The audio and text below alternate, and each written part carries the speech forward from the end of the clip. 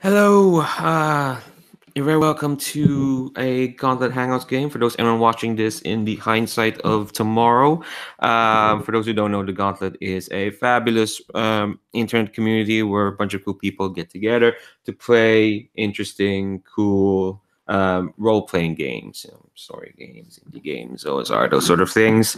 Check out their work at gauntlet-rpg.com, where you find basically the cornucopia of everything they do, which is a lot. So they've got a blog, they've got a big podcast network. They just added a new podcast last week. They have a gaming zine out every month, and of course they have Hangouts, which is where they schedule all these games. And this game was scheduled in. This game in particular is Dialect, a game about language and how it dies. Published by Thorny Games, written by Catherine Himes and Hakan. I have to apologize. I will look up how to pronounce that surname later, and I will. I don't want to try and mangle it. Apologies. I should have done that. Well, there we go. That's my bad. Which is a shame since this is a game about language. Um, but before we get into it, let's kind of meet the people we have on, and I'm trying to go by the order on my screen here. Please, say your name, pronouns, and shout out a cool thing on the internet, whether there's something you're working on or just something you want to shout out. If you don't have any, if nothing comes out the top of your head, it's fine. But if there is, make sure spread the word. Well, it's not like I have a big audience, but might as well shout things out for if there's something cool you want to shout. So let's start with yourself, Brian.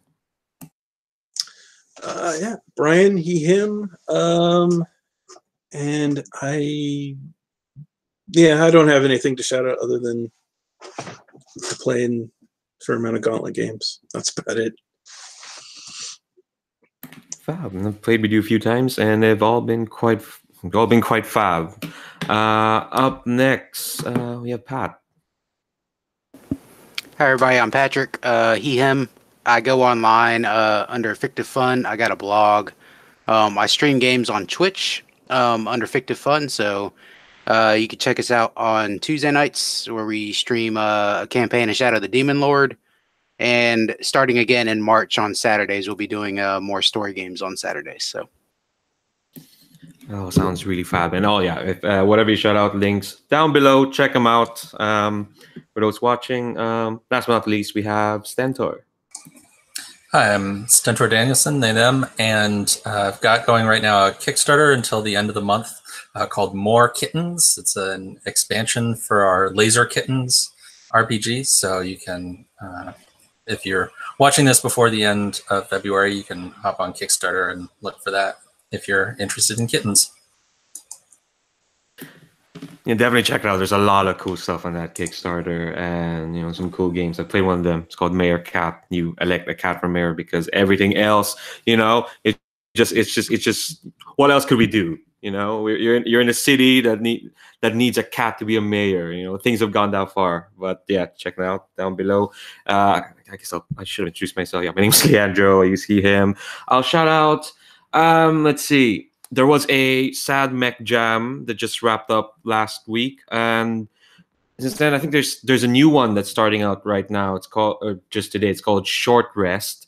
It's a jam for making cozy games of minimal to no conflict. It's about rest and trying to find yourself. I'll put a link down there, but check them out. They'll probably run for the rest of the month.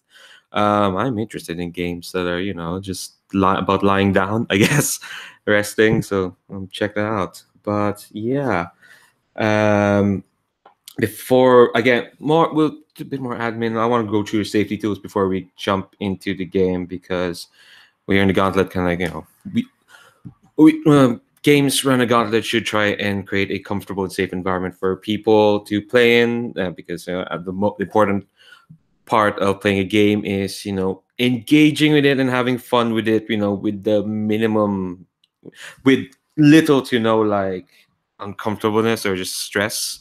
So we try to make sure that there's a safe and comfortable environment while we play these games. So we do have lines and veils. For those who don't know, lines are things that won't be crossed, won't show up on the fiction at all. Veils are things or events or concepts that can happen in fiction but don't happen off screen. We're not gonna dwell on it. We're just gonna allude to it. We did our lines and veils off broadcast, and I made a character or handout on the Roll20 that we're using this. So just as a reminder for folks playing. Yeah, there we go. We also have the X card on the table. So basically, if things do stray into uncomfortable territories, people can play the X card, which is, you press, you use, either you put up an X on the chat or on screen or on the Roll20 chat, which makes a nice noise. So it can be detected. Basically, if it happens on the screen, that it happens on the scene, that means we roll back, and I might ask what exactly is we're gonna redacting or rolling back from. No one gets to question why the X card is being played. Only that if it's played, we respect whoever played it, and we will start over the scene. We'll roll back as far as we need to, basically, to get back on track.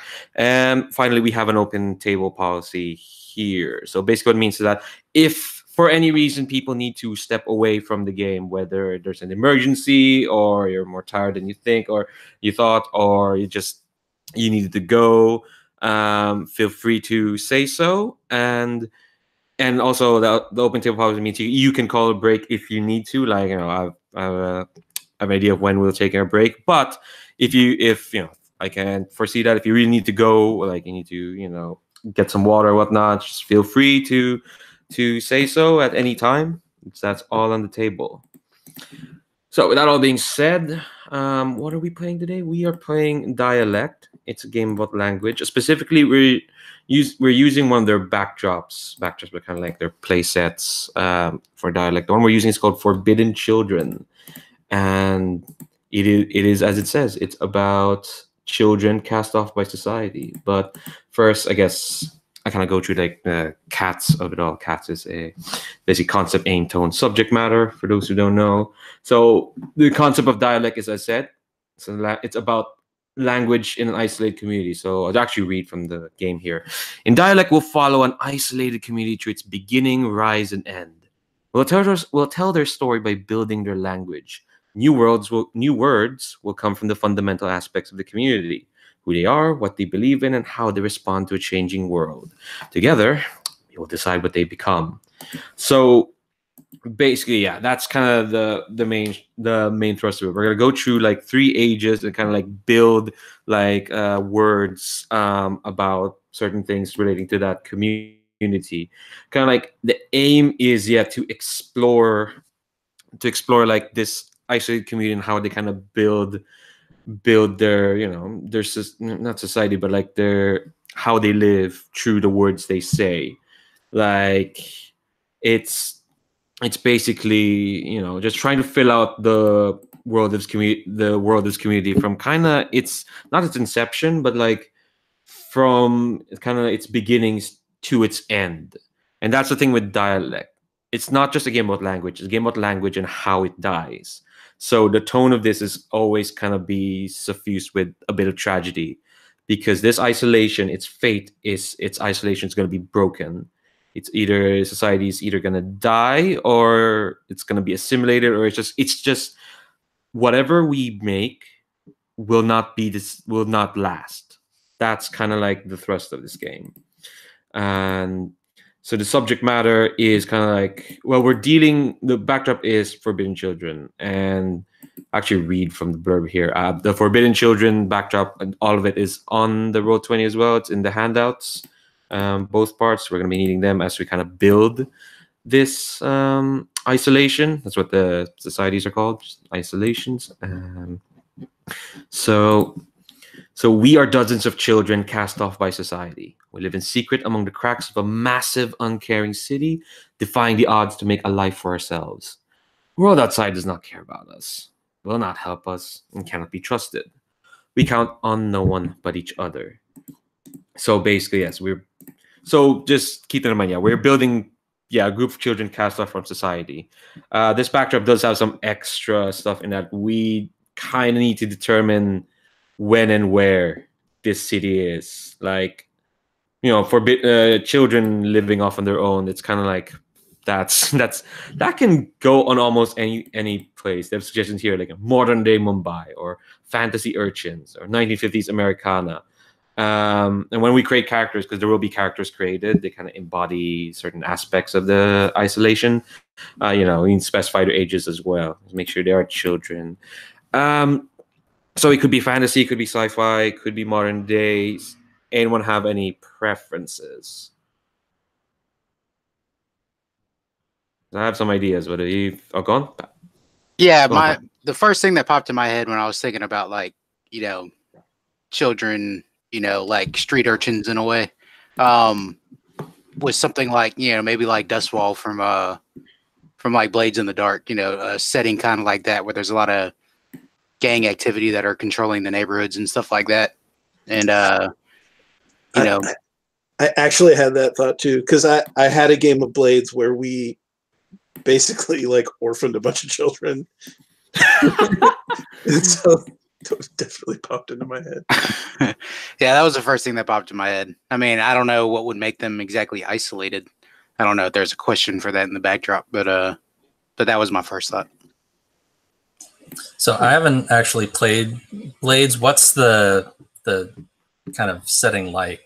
Setting's kind of steampunkish in a way. Yeah, industrial fantasy, I think is the phrase. Okay.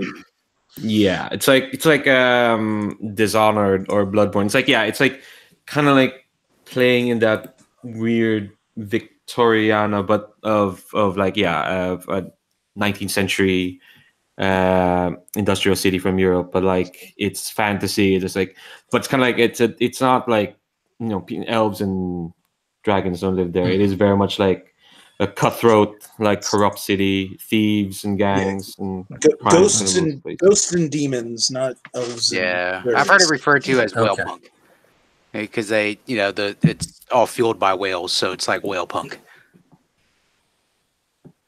Okay. Cool. I'd be down for that. If everyone else is, unless people have other ideas, but if we're down for that, just so we move along, we can have to go with like street urchins in an industrial fantasy city. So there could be like devices that captures ghosts or people who traffic like, I don't know, books written in tongues, that sort of thing. Yeah, I like the idea of Dishonored too, because like the security measures in the game of Dishonored some of them are pretty cool. The electric gates and those type of things. Big tripod mech walker things with a searing light, that sort of stuff. Yeah, so that kind of like, I mean, we'll see if we can go a bit gonzo. Like, well, then again, this game is just going to be sad, right? because whatever we're building, it's going to die, which is sad. All right, so okay, I have an index card here at the top. Just kind of, oh dear, there we go. This is the bit where I have to wrestle with Roll20. Oh no. All right, so that's the kind of the concept then for. All right, so okay. Do we have a name for the city, or are we just literally set it in Duskwall?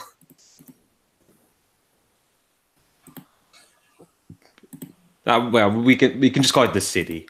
Let's make it like, let's bring a bit of cyberpunk in there. Like, it's just the city. Sounds good. Cool. All right, so the next thing we do is we are going to define aspects. So aspects are the defining traits, the three major parts of the community, and they're generated using questions provided in the backdrop. So they're either a single word or a short phrase that represents something fundamental about the isolation. These will be the touchstones of your society and the initial seeds from which the language grows. Now, go to part 1, Forbidden Children Part 1. Each backdrop comes with 2 questions and 1 free aspect. So it means we can define that however we want, but the other ones are, questions we need to answer. Did you say that there was something in the handouts? Oh, hold on. I might have not set it so that anyone can see it. Oh, yeah, there we go. I did not set it right. There we go. Show to everyone. There we go. It should show up now. That's my bad. Hold on. Let me. All players. It should show up now. Is it showing up? Yeah, I can see it. All right, fab. That's my bad. All right, cool. So yeah, Forbidden Children Part 1. So we're gonna answer the 2 questions, and then we come up with a third one ourselves. The choice is ours. So the first question for Forbidden Children is: we are unseen. We occupy a sprawling space that the city doesn't pay attention to. What is it, and what is it like? All right, so there's some sort of zone in the city that is just kind of ours. Well, ours in the sense that nobody else cares about it.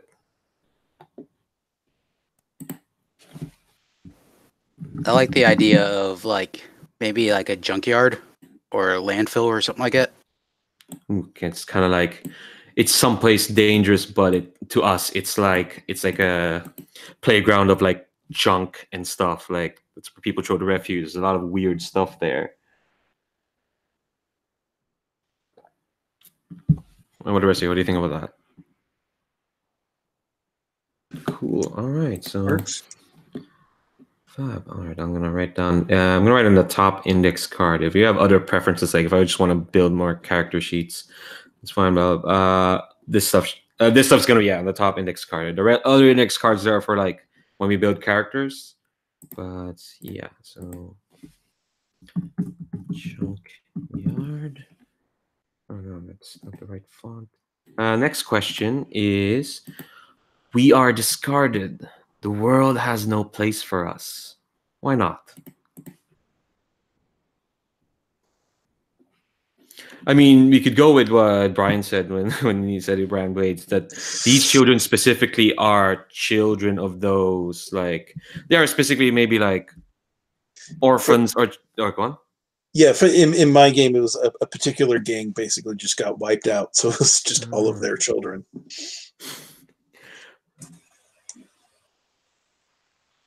Yeah, that works for me.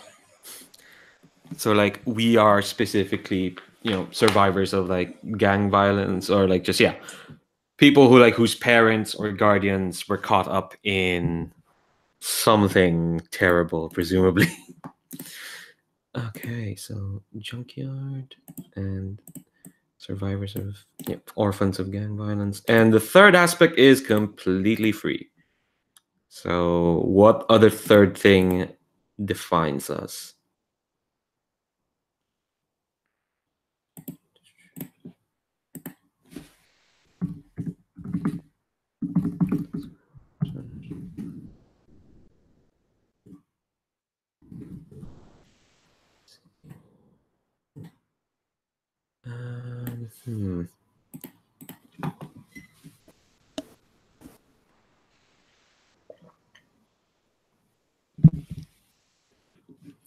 See. So what even oh, God. I like to think it's something along the lines of like our imagination. I mean, we are kids.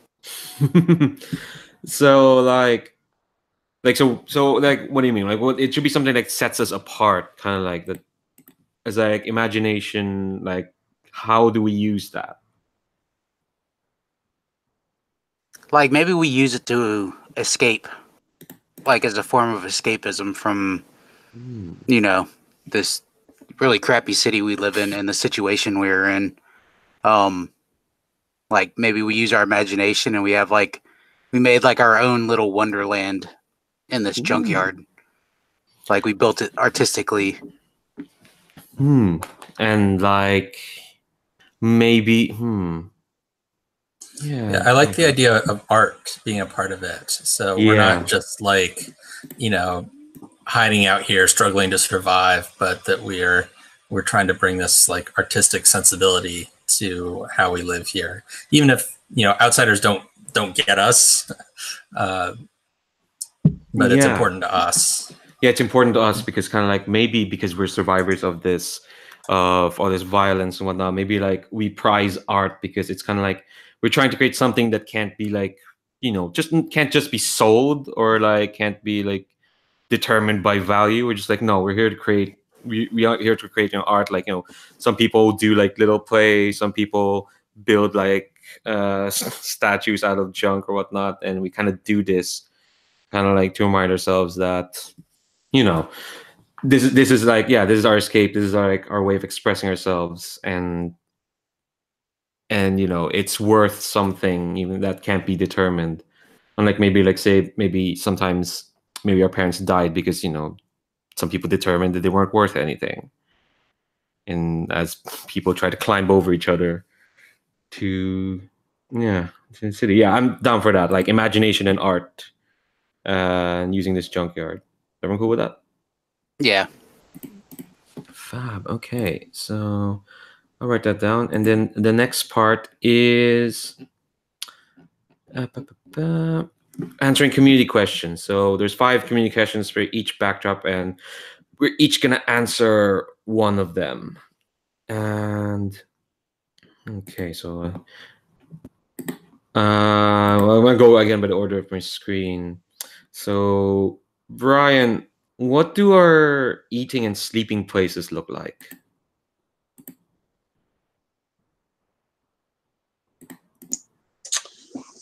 Um,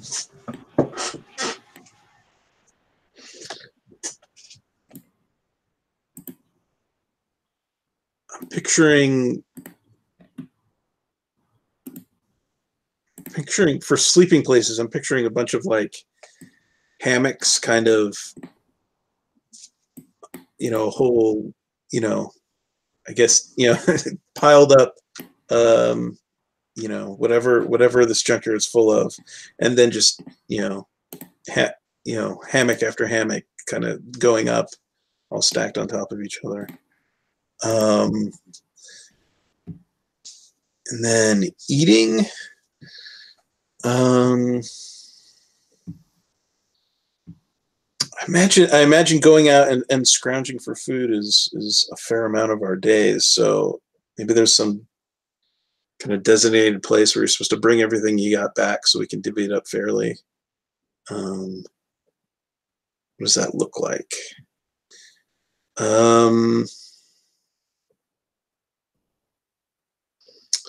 think there's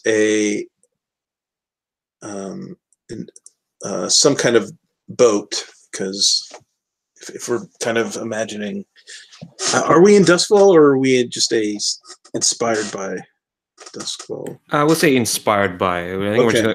we're just gonna call it the city for now. Right. Okay. But either way, if we're inspired by, we'll say that there's definitely boating is a big part of it, and there's just a wrecked, overturned boat, and so its hull is our ceiling of our dining hall. Oh, that sounds really cool. I mean, who would want to eat at a boat? Okay, so next question, Pat. Who is in charge? How are major decisions made? I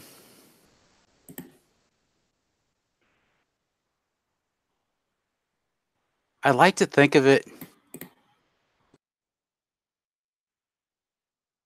Okay, so I'm gonna steal a bit from like Fallout 3 here.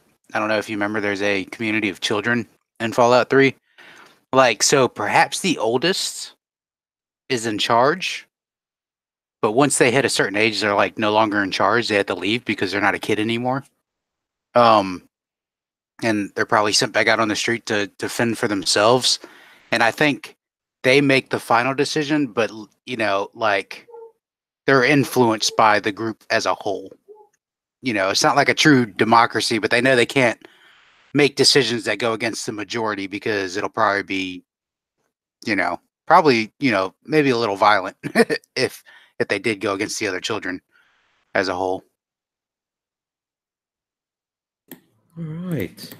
Just real quick, Leandro, like the aspects in dialect Yeah. are the actual aspects. So like we are unseen and we are discarded are your aspects. Oh yeah.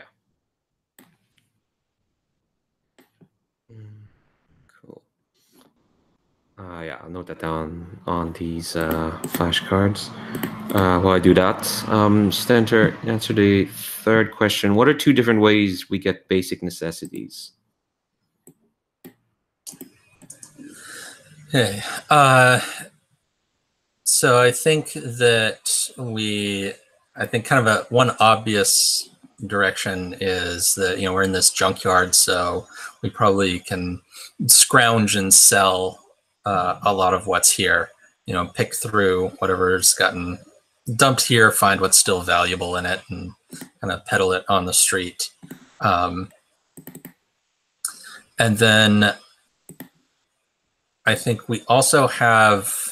So I'm envisioning there's like kind of like a polluted stream that flows through here, but we've set up a kind of like a water purifier so that we can produce our own water in the community. That's kind of like the hub of the community, because we're all dependent on this like the one source of clean water, and it's one of the things we have to work together to do, is to maintain this water purifier so that we can all actually have water to drink. All right, Fab, I'm down for that.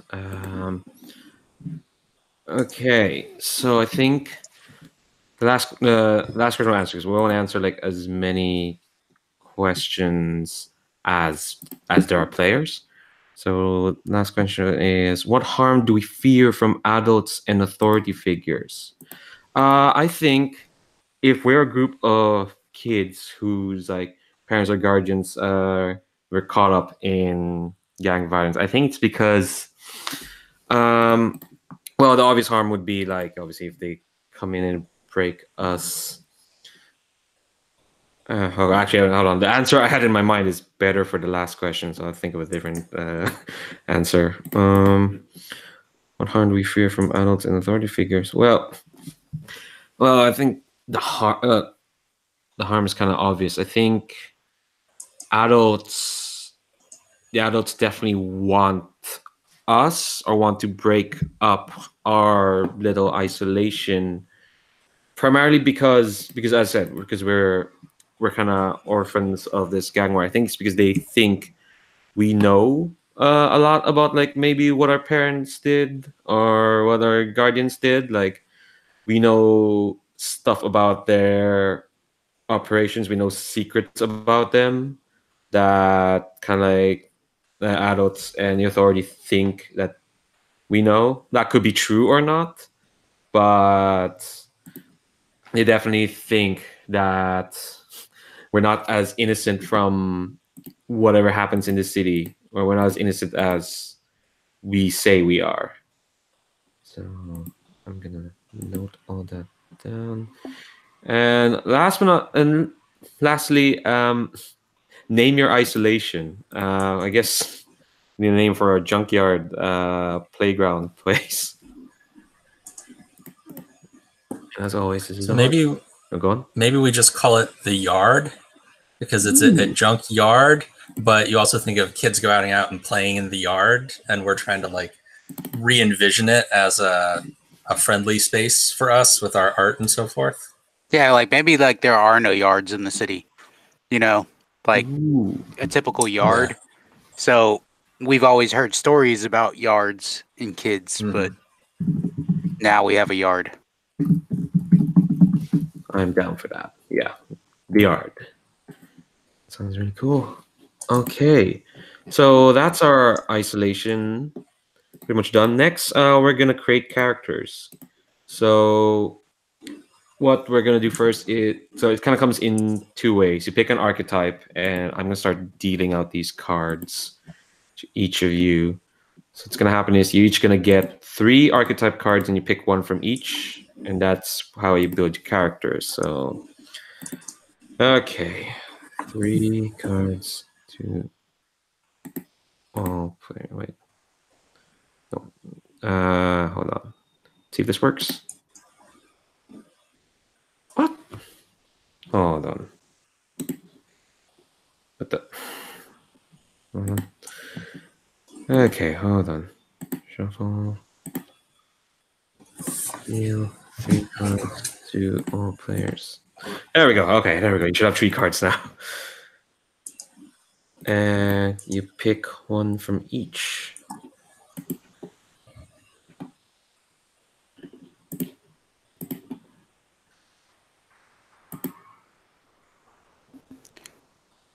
So what are we calling the third aspect? Oh, sorry. Like, it should have a name similar to like we are discarded or we are Yeah. unseen, something like that. Something kind of broad. We will create or something like that. Something along those lines. Yeah. Art is our world. Yeah. Yeah, art is our world.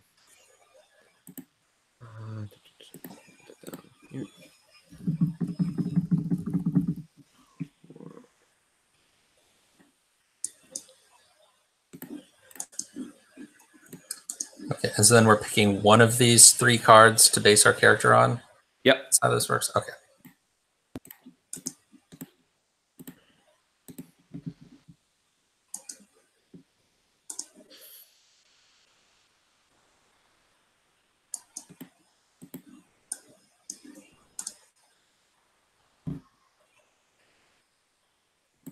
Mm-hmm.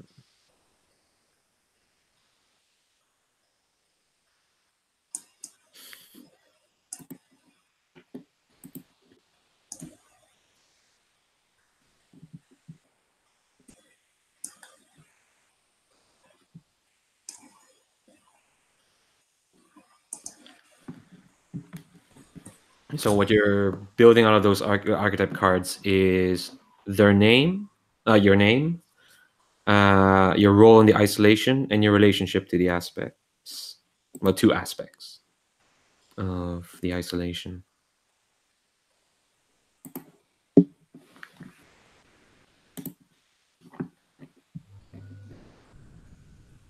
So if we got one, do we just go ahead and say, or?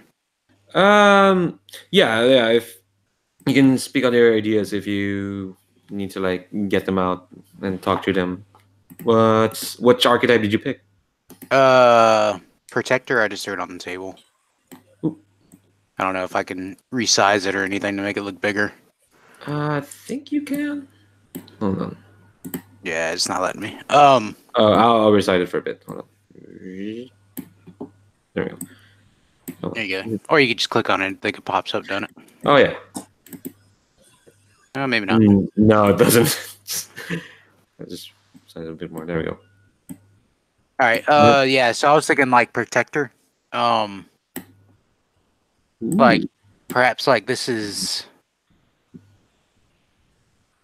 like a person that has like that organizes like watch to make sure nobody discovers our little area, the junkyard. Kind of like an information broker as well to see if anybody's getting close to finding out about us. Identifies with all of them but one, and fears the remaining one. So I think the one that it fears is we are discarded. Like this person fears retribution from those that have like taken out our parents. Like they might come back to finish the job. Ooh. Yeah, that sounds really cool. Kind of like you're not really the leader, but you're more like kind of like not like a big older sibling, but kind of like you kind of fulfill that role of like watching over us. Right. Ooh, I'm down for that. Put that card. Let me resize it a bit. Put it next to one of these index cards. There we go. Ooh, did not mean to ping that.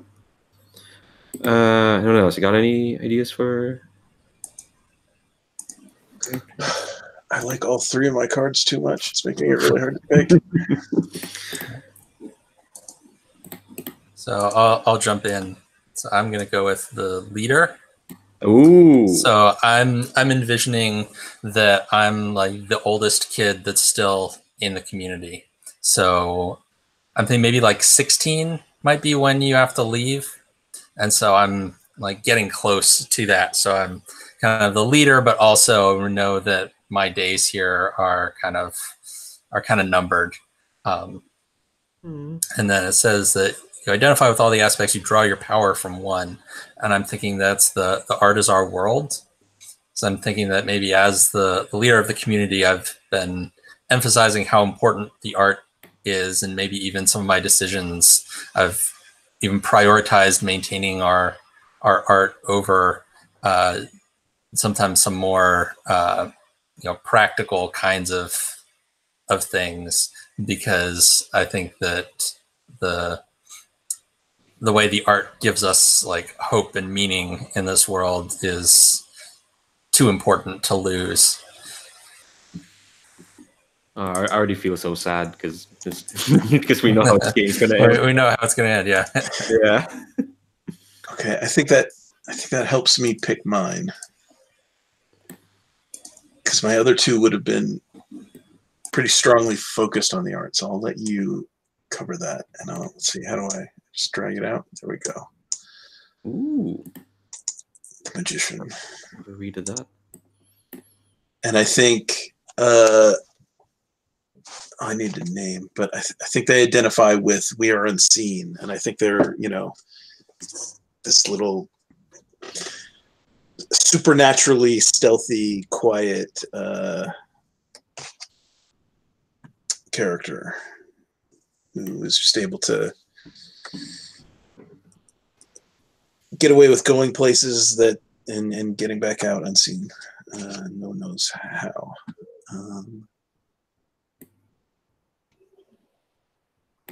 Oh, that's really cool.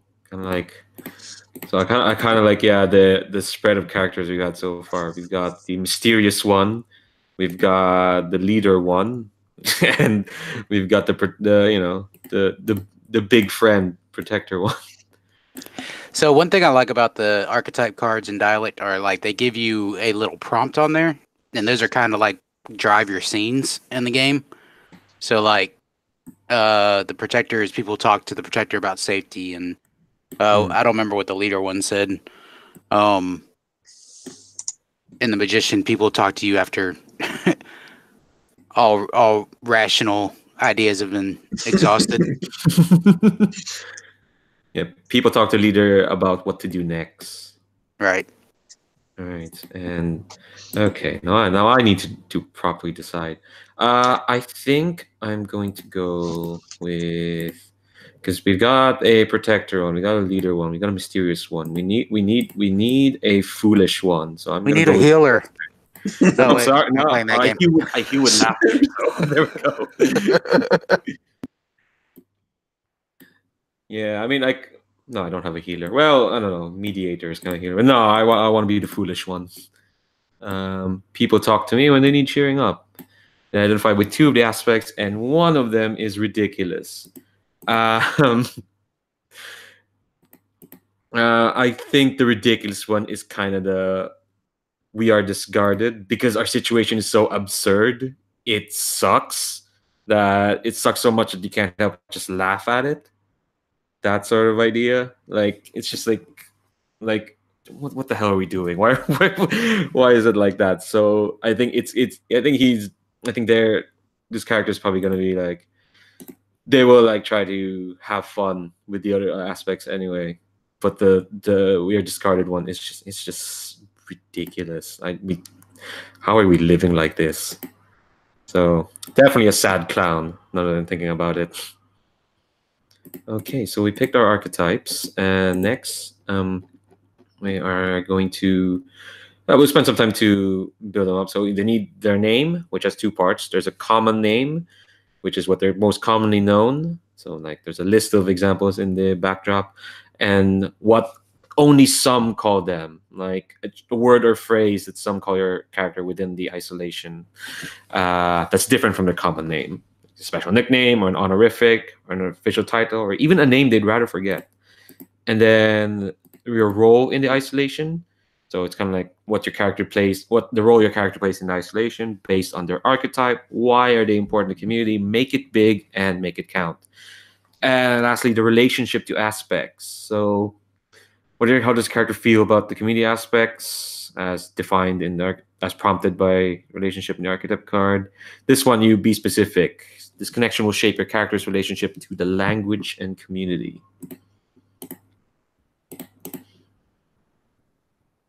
So, like the example they have here on the PDF, common name of this traveler is Sal Akaba, but what only some call them is like first runner. Where are we gonna fill this out? I was just gonna suggest you put it up just zoom in on these index cards and put them out there. But if you want an alternative, I'll make some character. Oh shit. Make some character sheets if you need to. So I just want them all in kind of like the same place. Stop pinging! I didn't mean to ping that. This mouse is overly sensitive.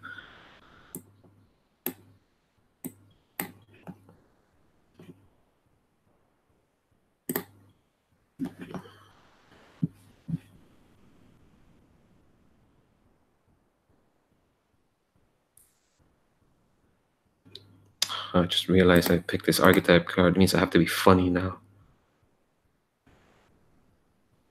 It's going to be a bit of effort.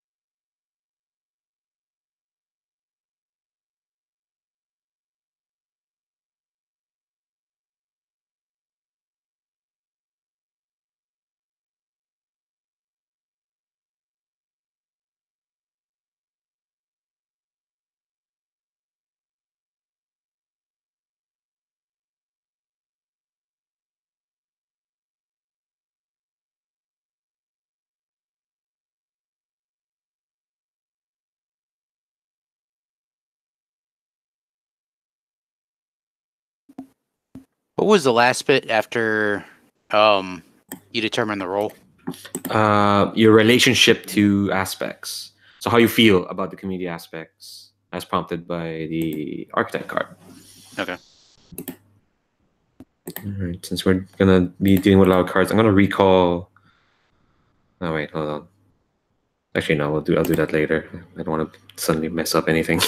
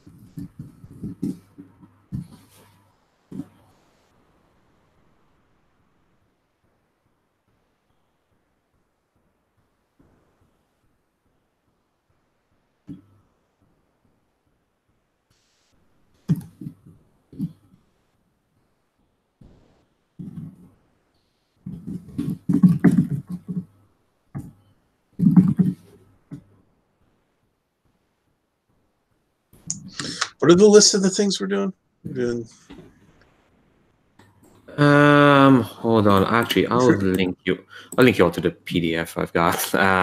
But yeah, you want your name, which is 2 parts: common name, which is how you're commonly known, and what only some call them, like something that your character's called within isolation that's different from the common name, and then your role in the isolation, like why your character is important to the community, so make it big and make it count. And lastly, relationship to aspects, how your character feels about community aspects as prompted by the archetype card you pick. This one is, you want to be specific with this one. This connection will shape your character's relationship to the language and community. And once everyone's done, we'll introduce all of our characters and then take a break, and take a good long break before we like get into proper play. But yeah, I'll write that up again. I'll put it in the chat. So give me a sec to write that up.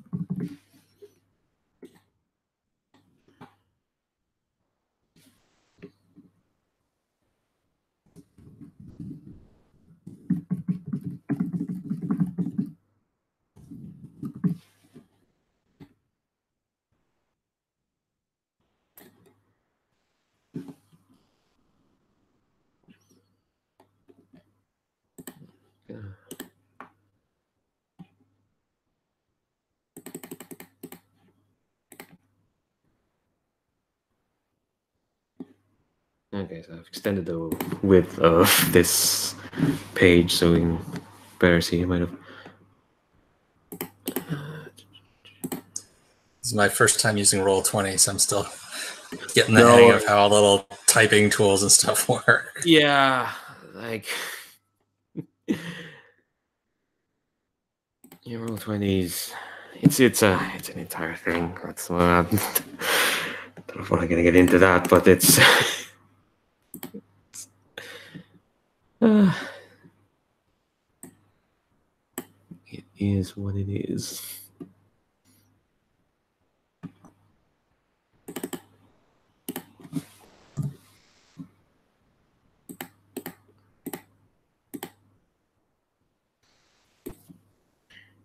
Stop pinging.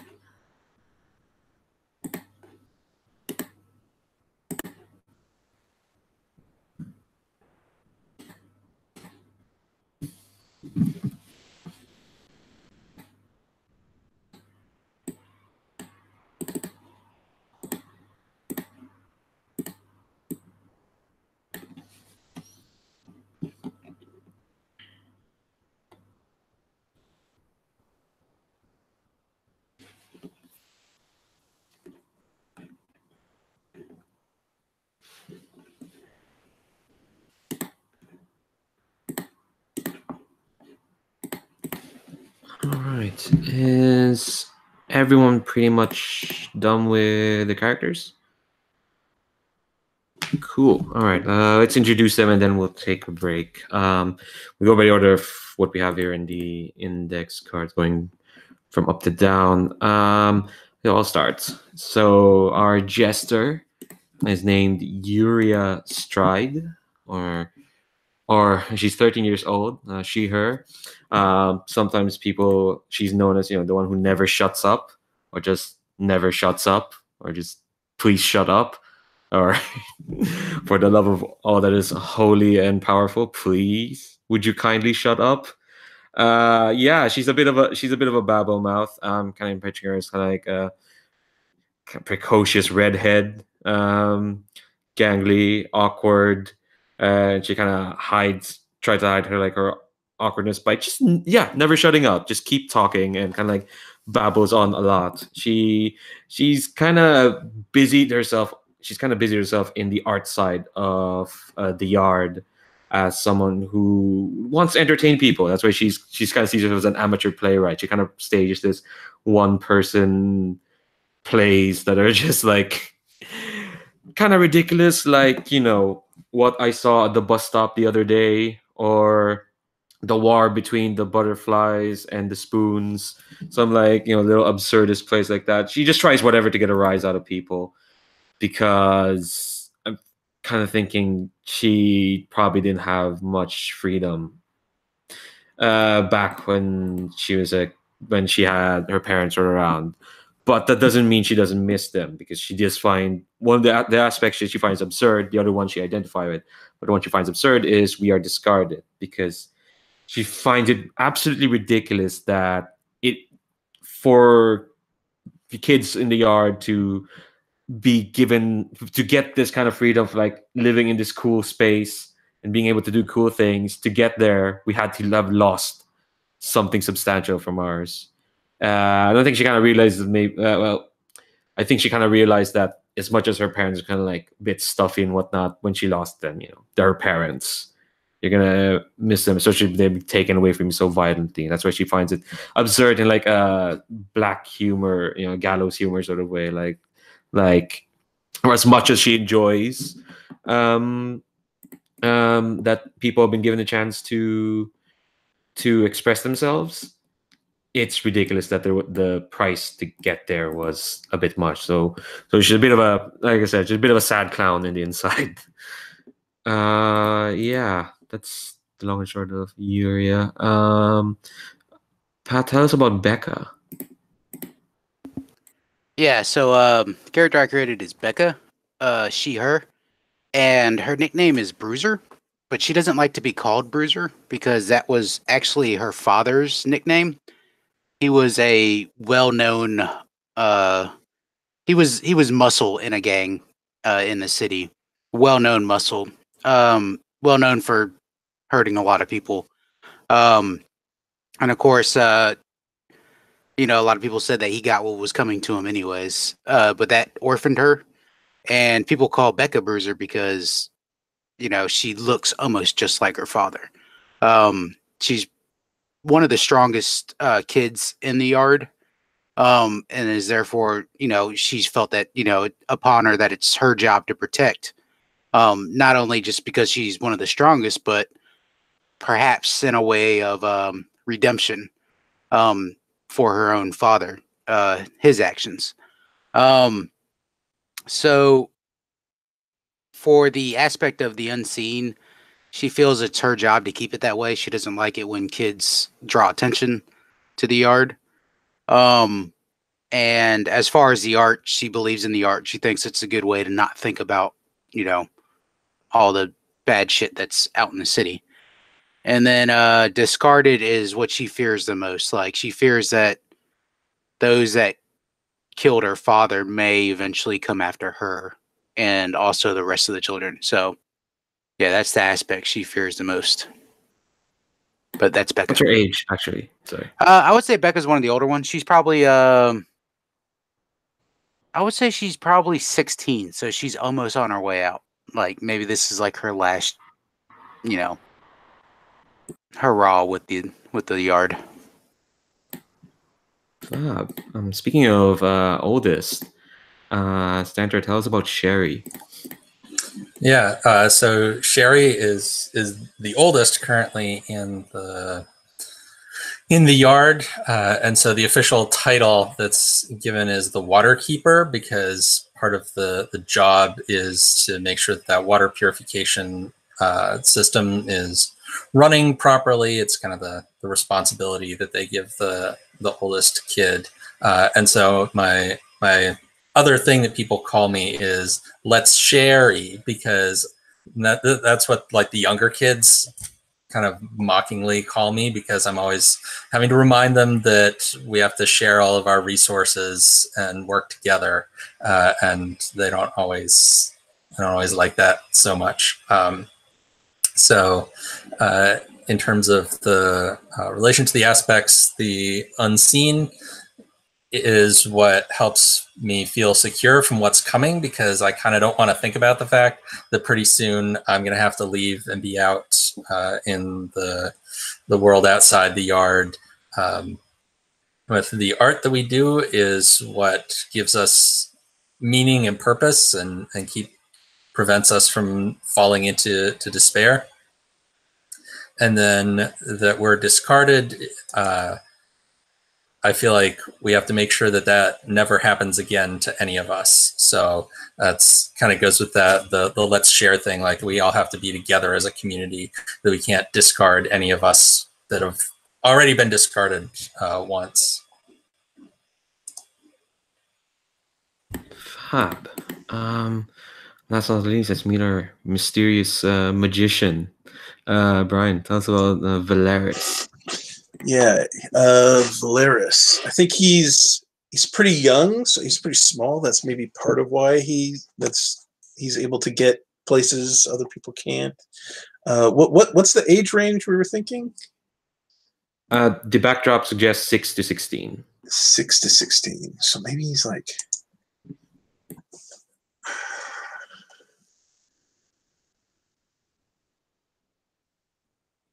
I think he's 8. So he's a precocious 8-year-old. And yeah, so like we make our living like fixing up things that are discarded. And there's always like that one piece that's like, that was the really expensive little delicate fragile part, which is always broken. And like I think Valeris goes out and somehow acquires that one critical piece to get whatever it is working, so that it can then be resold.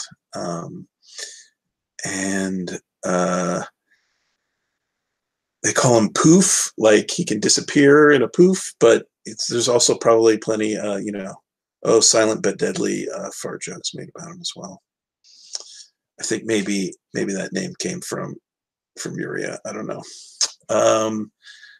And the magician only identifies with one of the aspects. So I think the reason is because a lot of times he's out doing this job, this kind of critical job for the group. So he's kind of less connected with the art and everything else. Because like, okay, everybody gathered together, we all got to talk, and like, where's Poof? Poof is always like the one who's missing because he's off doing something.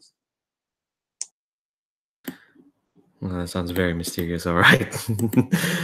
Okay. All right. So we built our characters. We've built our isolation. We've got our tree aspects. So the only thing left is getting to play. Before we do that, let's take a break. Let's say 10 minutes. Let's come back at, we'll say 11 minutes from where we are. So like at 50 past the hour, or 10 to the top of the hour. So sounds cool. All right. So we'll see you then.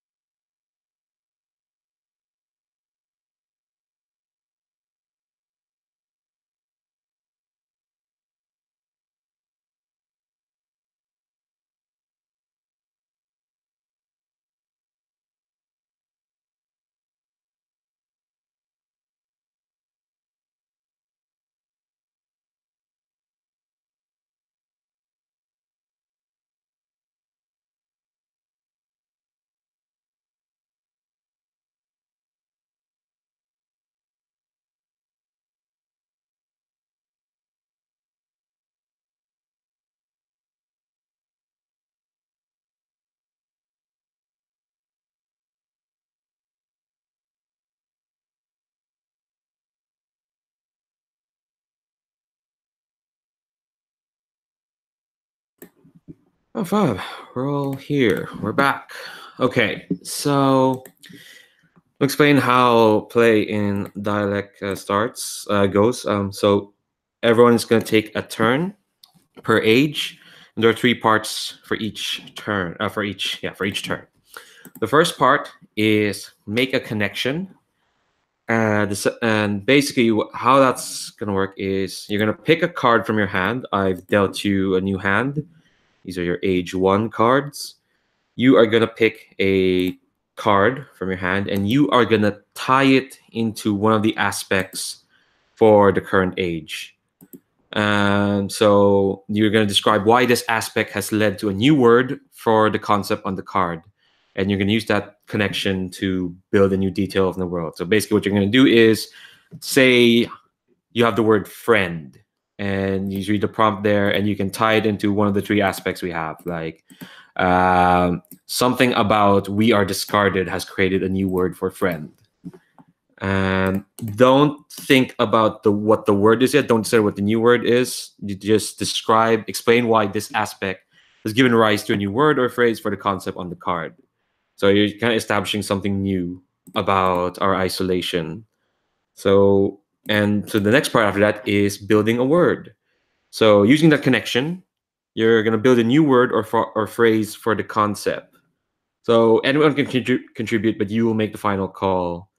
And then we will add whatever that new word is to the language tableau. There's a guide to building words in the handouts. So you can repurpose a word, combine words, or oh dear, why did I hide that? Or use an acronym or sound, screw words up. It's basically those are ways to like build a new word, and there's some more specific guidelines in the PDF about like for more elaborate stuff. But other than that, fine. I don't think any of us are gonna question each other too hard, depending on what word constructions you do. And the third part of a turn is having a conversation. So whatever card you play, there's going to be a prompt at the bottom. And this is a prompt for a conversation where you'll use the word you just made. And you can choose at least 2 or 3 characters to have that conversation, or 2 characters at least to have that conversation. And the player whose turn is it, will pick. You can pick yourself, but it's not required. But you'll pick whichever characteristic is appropriate, and then you're going to set the scene, and we're just gonna have a conversation. Where are we? What are we doing? And then we demonstrate our relationship to the new word that's defined. It's a lot, but you'll see it as play goes. I'm a bit glad. I'm sorry, Pat. I'm gonna use you because you played this. You actually played this, and I haven't. I'm just facilitating this. Do you mind if you go first? If not, I can go first. Cool. So sorry. So Becca, what are you playing? I think. So let's see. Which one should I go with? You can tell us what you have if you want us to. Well, I got money, good luck, and work. I'm thinking of going with good luck. So I'll put this down on the table if you want to make it bigger. I'm going to connect it with art is our world.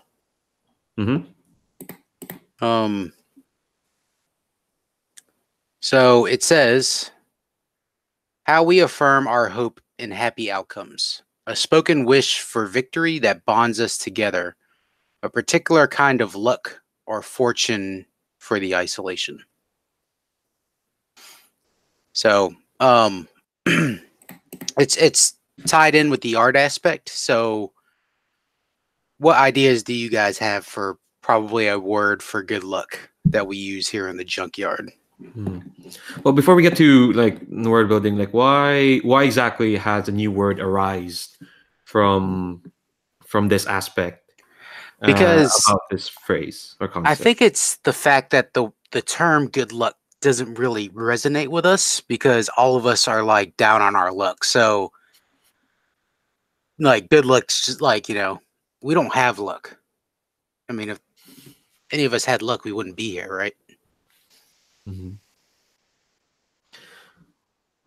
All right. So, okay, yeah, I'm down for that. What exactly art is our world? I think it's just our. It's tied into our art because that's our escape, right? Mm. So it shows that this isn't our luck. We're like making something new here. Mm.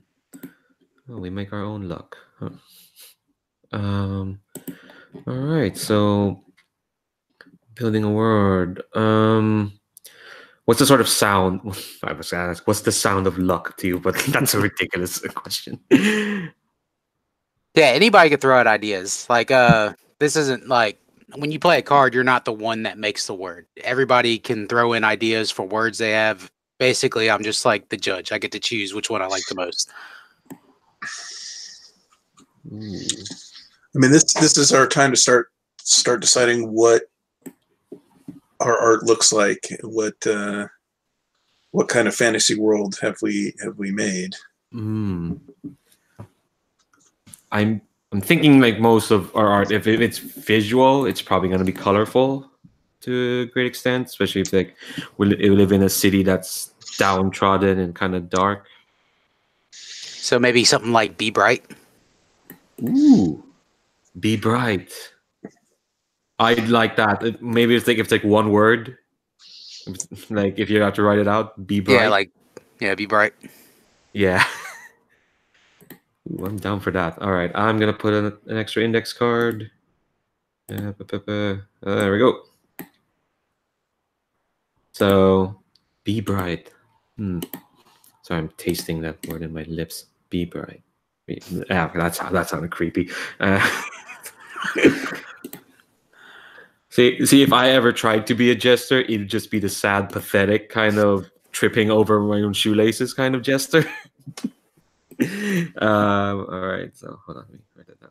Be bright. There is a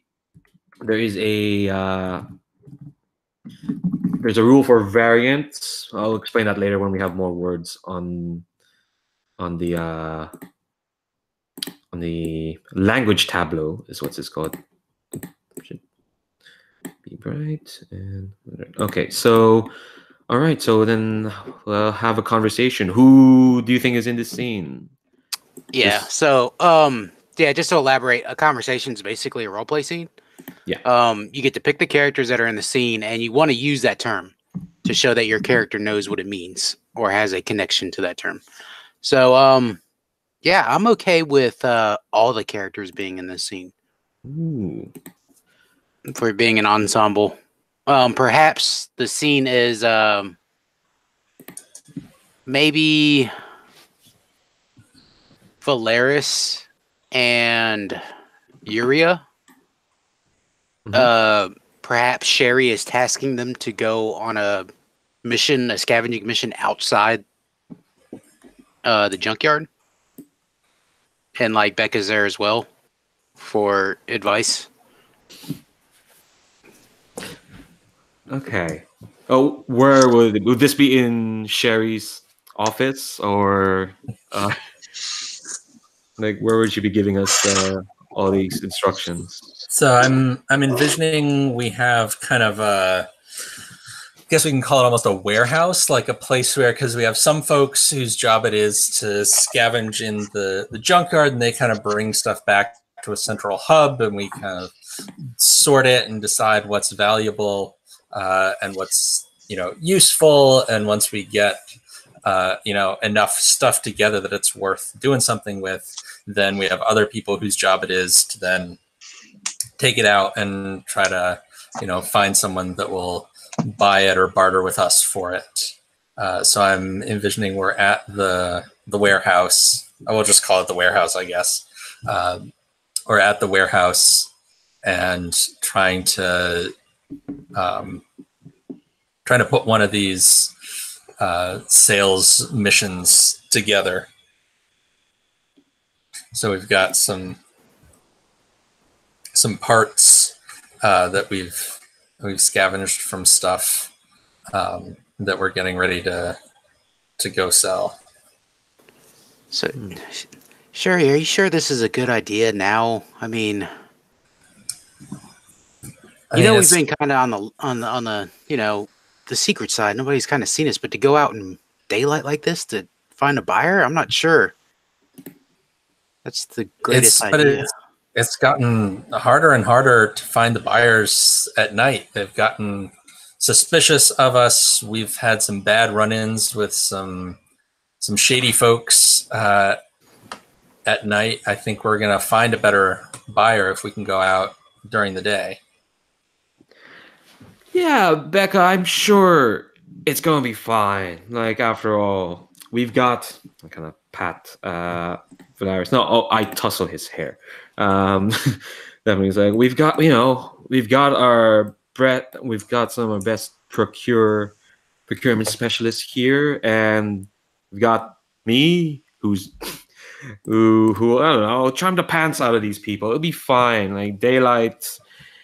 I don't think anyone's gonna notice a bunch of kids going out in the sun.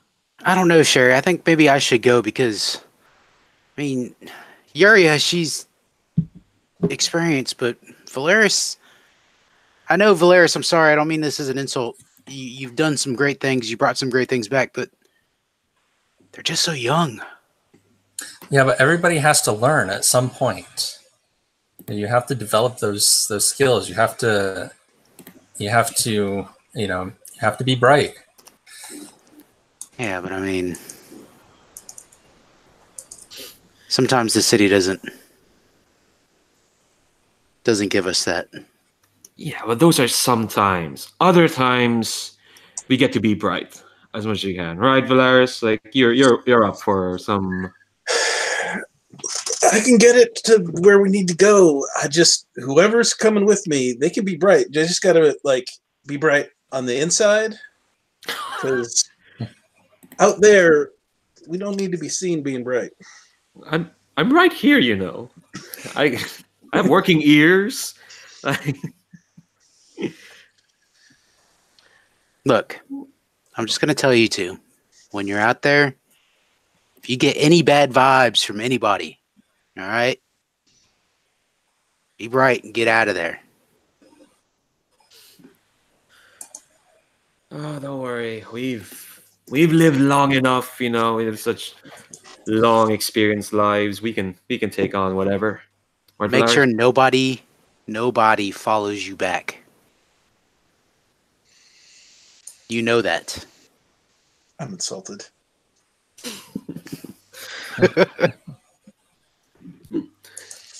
Yeah. You want to call it there or anything else? Yeah, we call scene there. Yeah. One of the principles is to keep the scenes kind of short and punchy, just so we get like a sense of how the words come about.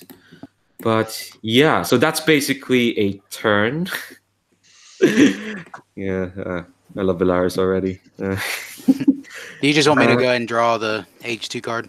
Yes, yeah. So at the end of your turn, you're going to draw a card for the next age. Age 2. I think we'll go upwards from where the index card is, so that Brian, I think, or Valar. Wait, no, Valaris, you're at the bottom there, so you'll be after me. So I'll go unless you want to go, Sherry. No, you can go. All right. Let's see. I've got. I don't know if I want to define death right now. No, maybe not. Maybe later. Actually, I was gonna bring this. I should have brought this up earlier. As I want to check in. Actually, no. We'll do it at the end of the age. There's something that this backed up. I'm gonna ask if you all want to change a bit. It does involve death, but I'll ask that later. Instead, I think I am gonna go with wonderful. I'm just gonna wait. Hold on. Let's plunk that card out. And I'm gonna tie it in to We Are Unseen, to the junkyard, because I think this junkyard is feckin' huge. I think we have barely mapped everything around it. We might have a toehold in like a corner of it, but I think this is very much the dumping ground for most of the city's unwanted stuff. And there are some areas that are like pure trash. We don't go there unless we're really desperate. But there are some that are just like we don't know how much. Like there might be like some areas that you know we haven't fully mapped out yet. So I'll read the prompt on the card. A vision of hope, milk and honey, and all that's good. May we fill our days with it. And I think this vision of hope is basically whenever we go looking into the junkyard and just find some cool stuff, like maybe one day we found like a stack of uh, oil paintings, or no, that won't be cool to kids. Paintings are cool to kids. I wonder if it's like it's almost like it's stuff is just stacked so deep. It's like hunting for fossils, where like there's a landslide and all of a sudden uncovered is like stuff that people were at one point in time they were just throwing away, and now like the value has risen, and so it's just like a total treasure find. Yeah, like unburied. Yeah, like some horse carving, 100 or 150 years old that was just tossed there, or maybe a box full of old coins, or yeah. And whoops, didn't mean to ping that. Oh yeah, so that's a connection, and the word is this is the tricky part. I'm gonna look at the building words bit, like. Let's see. So I'm trying to think. Like, I think because we're kids, I don't think we're inventing new words from front. I think the "be bright" is a good like example of just smooshing slang or words together. Do you have any suggestions for like a cool discovery? I think that this is gonna be like what this something wonderful is. Maybe like, since we're dealing with scrap, maybe like scrappy. Ooh, a scrappy? We've discovered a scrappy. I'm tasting that word in my lips. I'm gonna stop using that phrase. Yeah, I mean the word's supposed to mean wonderful, right? Yeah. Well, that's the thing. It doesn't have to sound wonderful, and just have to like come from our isolation, and it signifies something wonderful to us. Right. It doesn't have to be a synonym for wonderful. It just has to be about something that is wonderful. So yeah. Yeah. So I'm very much down for a scrappy. Okay. Oh yeah. I love that there's an example on these building words. On the convert them, like take a word evoked by connection and adopt it to different parts of speech. In the words of Bill Watterson, verbing weirds language. But yeah, I'm down for scrappy. And I think this is probably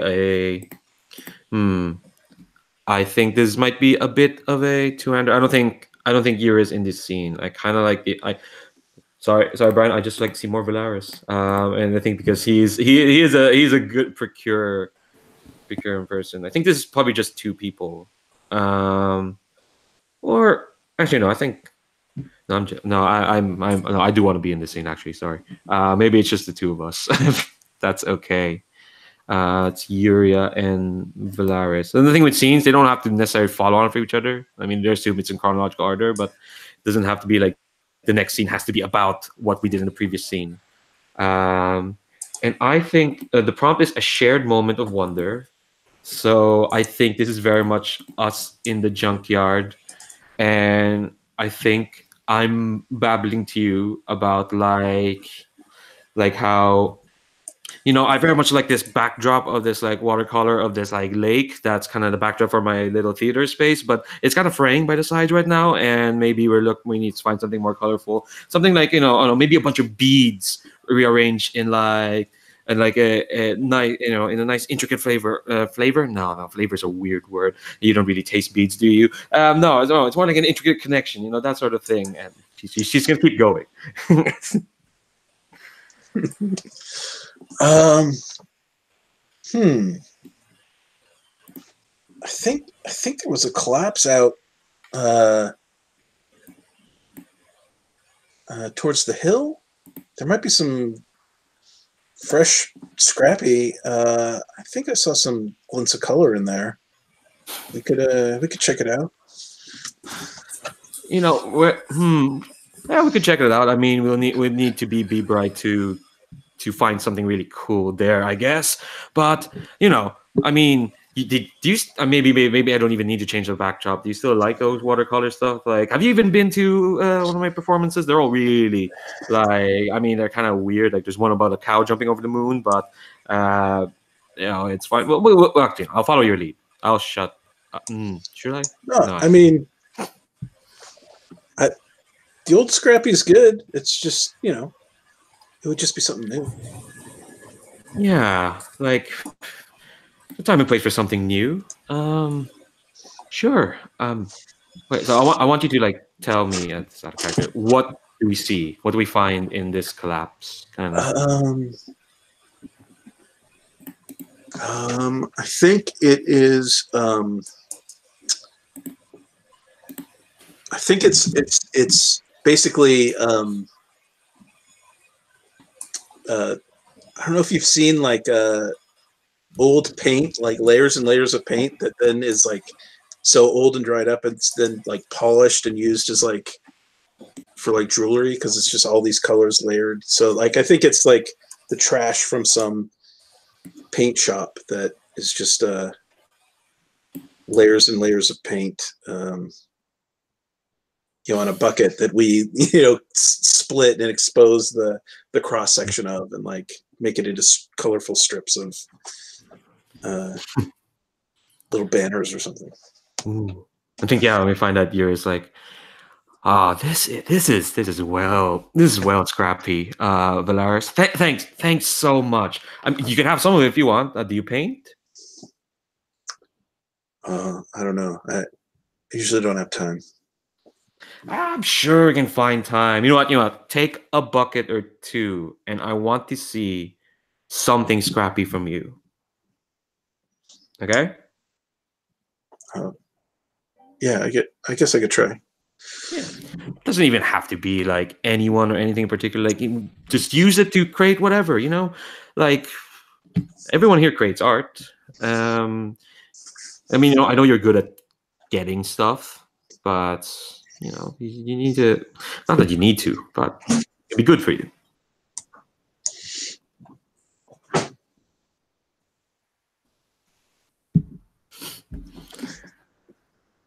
Cool. I think we can punch it there.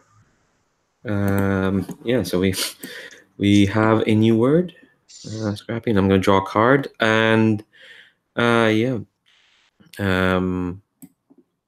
Valaris, your turn. Don't know why I said that so slowly. Yeah. Your turn. Which card do you want to play? Okay, I will play.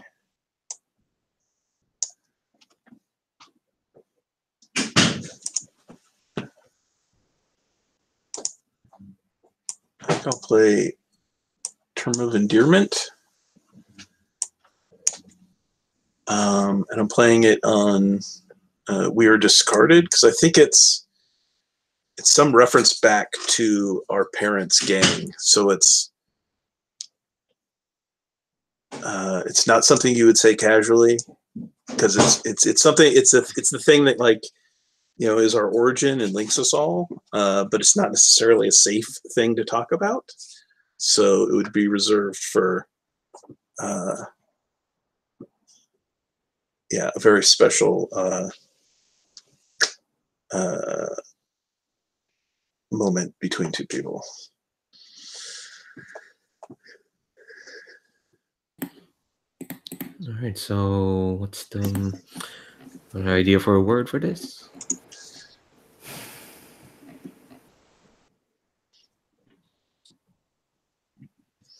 So I'm thinking like a play on like somebody that's in a gang, like thug or banger, but like twisted for kids. Or maybe it's a word that we heard them say to each other, like when they were organizing for a mission. And so it's something that is just like a functional word, but we've turned it into a term of endearment because we always heard them saying it to each other, like Roger or something. You know, they'd say over their walkie-talkie or something. Ooh. Mm-hmm.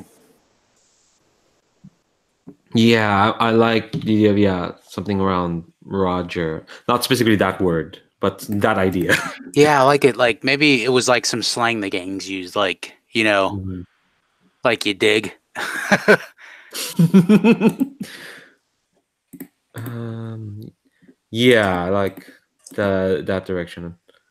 Um, Now I reveal my complete like suburban lifestyle, but not knowing much about gang slang. Yeah, I mean, something like when a group was like going to go on some mission, dangerous mission for the gang, they'd be like mates or roomies or like just something like they're going to be off alone together for a while. Hmm.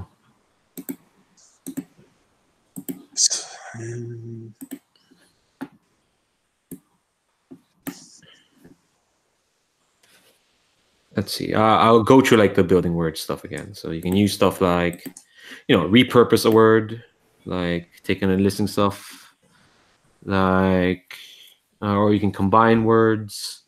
You just did that. Stuff like use an acronym, where they have words like NATO or Benelux. And clip the word or phrase. So like how stuff like gas is just short for gasoline. Oh, what about like if you take the Roger thing, like when you say Roger, and then taking Brian's idea of mates. So like it could be like RM, or we could call each other Remmies. Remy's. Like they're doing a job together, so they're like jobbers. Ooh.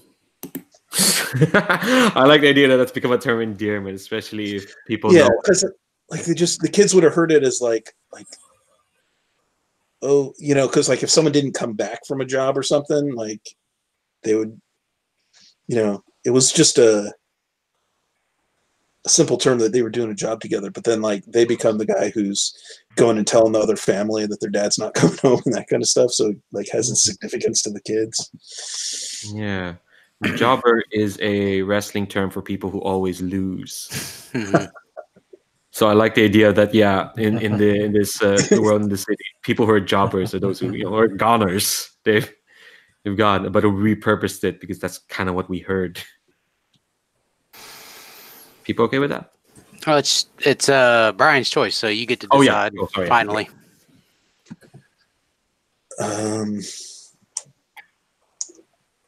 Let's go with jobbers. I like jobbers. Cool.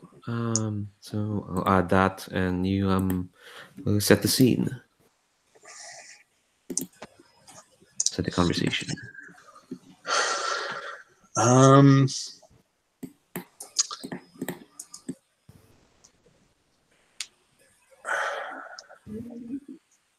I know I want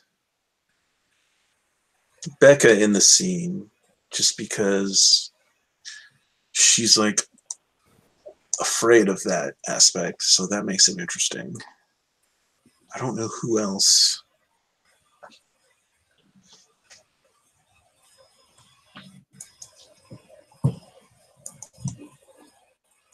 I don't know who would be telling Becca she's their jobber, or vice versa.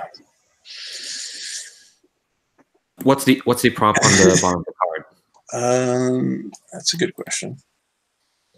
Where's the guy? There it is. A tender moment shared in secret.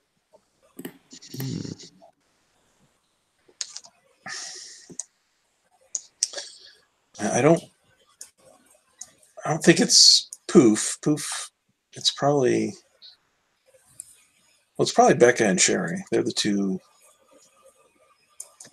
older. Yeah, I think that I think that makes the so much most sense to me. sense. Yeah. I don't know which of you is. I would leave it up to you.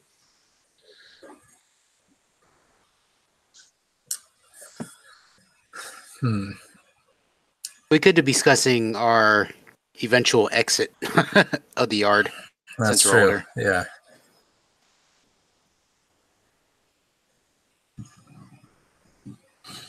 Yeah, maybe we're just sitting down to a meal or something and get to talking about what the future holds for both of us. Yeah, I'm looking at the prompt on the leader card, and it's people talk to you about what to do next. So, like, perhaps Becca's like, I don't. I mean, I don't even know what's going to happen once you're gone. I don't know what's going to happen when I'm gone. I mean, yeah, well, you're next in line, right? I'm next in line, but me being leader won't last very long. I mean, you're not that much older than me. I know, but I feel like at least with you, I can feel like the yard's going to be in good hands when I leave. Yeah, it's just I don't know. I worry about going back out there. It's not about just you leaving; it's about me leaving too. Right? Yeah. I mean, all those other kids that have left before us. We don't. Have you heard anything about them? Seen anything about them? I haven't. I haven't either. They've all seemed to just disappear. Even the ones that I thought, like, you remember Bill from a couple of years ago. I figured we'd never hear the end of him, but he's just. Well, we all take a vow to never talk about this place when we leave. Yeah. I don't know. I'm worried about our past. Yeah. Well, so I'm going to tell you something. Because, you've been a real jobber for us here. That, so, on High Street, there's that area where all the food carts line up on the nice days. Mm-hmm. When you're finally leaving here, come look for me there. Yeah, I'm gonna need a good jobber on the outside. Yeah, like you. Yeah. Don't get killed before I get there. I'll do my best. I think that's a good scene ender. Yeah. That's fab. Before we end this, Valaris, make sure to draw a card from the H2 deck. And then Sherry. Yeah, where do It's the deck that says Story 2. got it. Okay, so I'm gonna put out technology, which I want to attach to the We Are Unseen. So it seems like, how do I make that bigger? To move it around, I can't seem to. The box is at the side. Okay. Okay, I don't see any boxes inside, but you made it bigger for me, so it's all right. I think the GM might be the only one who can. Okay. That might just be me then. Okay. So I've got technology, a vital tool for the isolation, maybe something from the outside world that we've developed ourselves. So I think this pretty clearly goes to the water purification system that we've set up. So I think the word itself, maybe the word itself it's not like a name for the actual water purifier or anything, but it's maybe a name for the practice we have of building our own technology when we need it. So would you say like the water purifier, we fashioned that ourselves? It wasn't something we just found? Right. We found parts and stuff, but we built that ourselves. Right. That's one of the ways we've been able to be bright is build that thing ourselves, and that's probably like the icon of our own technology, but not the only thing that we've put together for ourselves. That's kind of like the exemplar, but every other time we build something like that is this work. Yeah, and we've probably added to it and improved it over the years.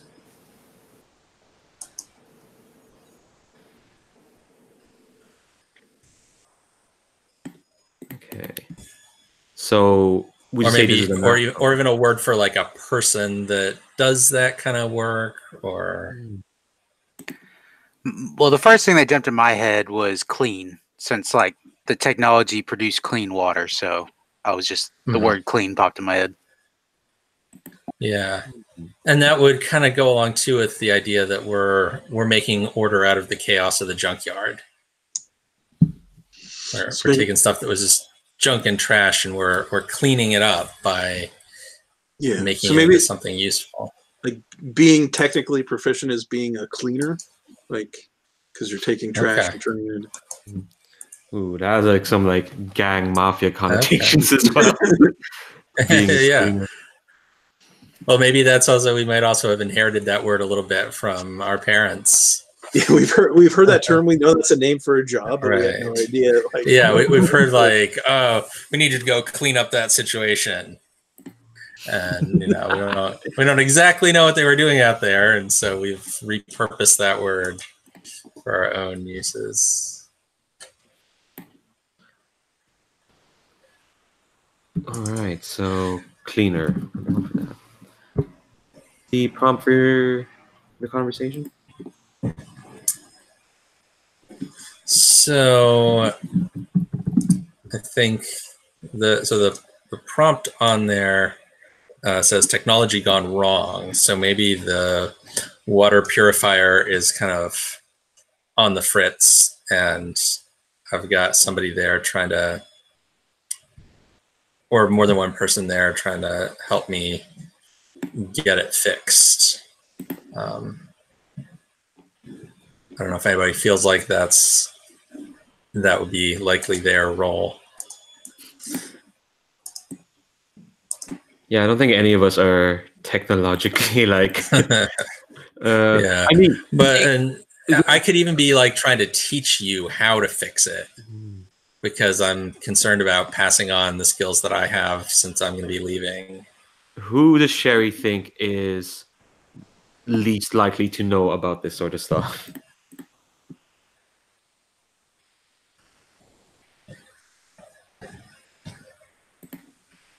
Like, who should be concerned about teaching this?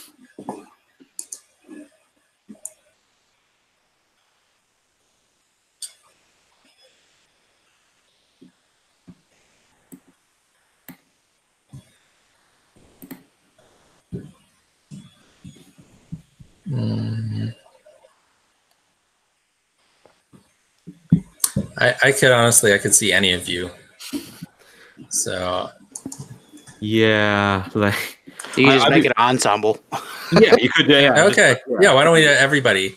I've gotten everybody together to try to help me. Maybe it's something. There's like a large kind of heavy part, so we need multiple people to shift it to be able to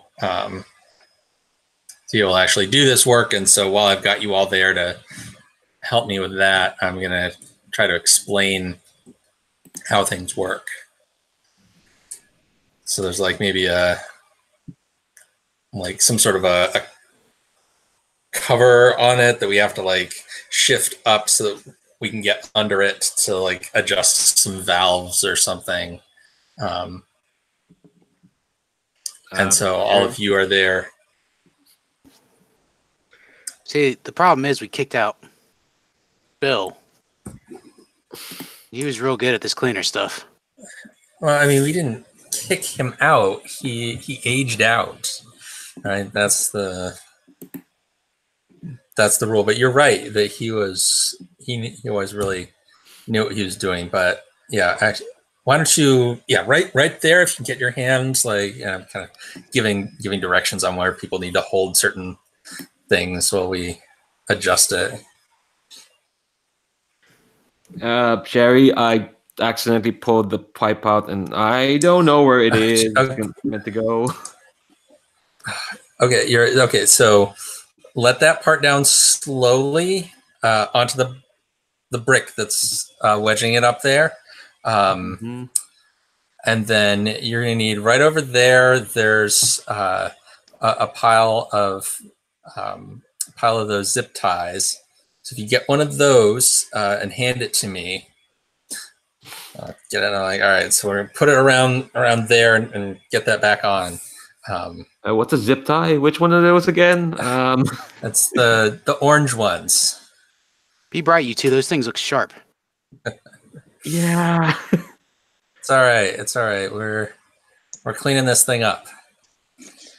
Valeris, you can't just hit it with a wrench. It's not going to make it work. Look, being a cleaner is scrappy and all, but I don't think it's for me. We all got to know a little bit about everything, right? So we keep things running. Yeah. I mean, someday you're going to be the water keeper. This is a job that everyone eventually is gonna have to take on.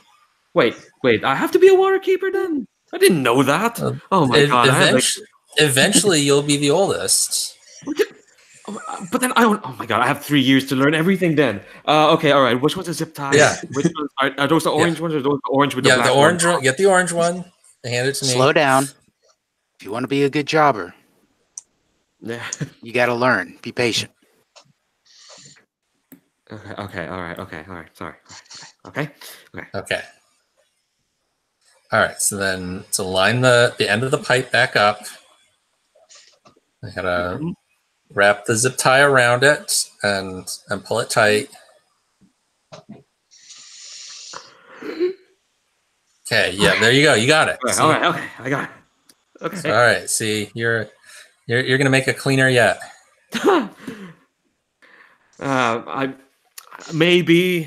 I'd rather just make people laugh, but okay, all right. I can multitask. I mean, that's what you do, right? So, yeah. All right. It's now I'll just gotta let this part down gently, back onto the rest, and then we're good. All right. Good job, everybody. Poof has disappeared. well, poof he goes. That kid. So that's a good spot to wrap that then, I think. Yeah. All right. So everyone's done a turn. Then I draw one from the H2 thing. Okay. All right, cool. All right, so that's the end of age 1. Everyone's done a turn, and then we go to transition to the next age.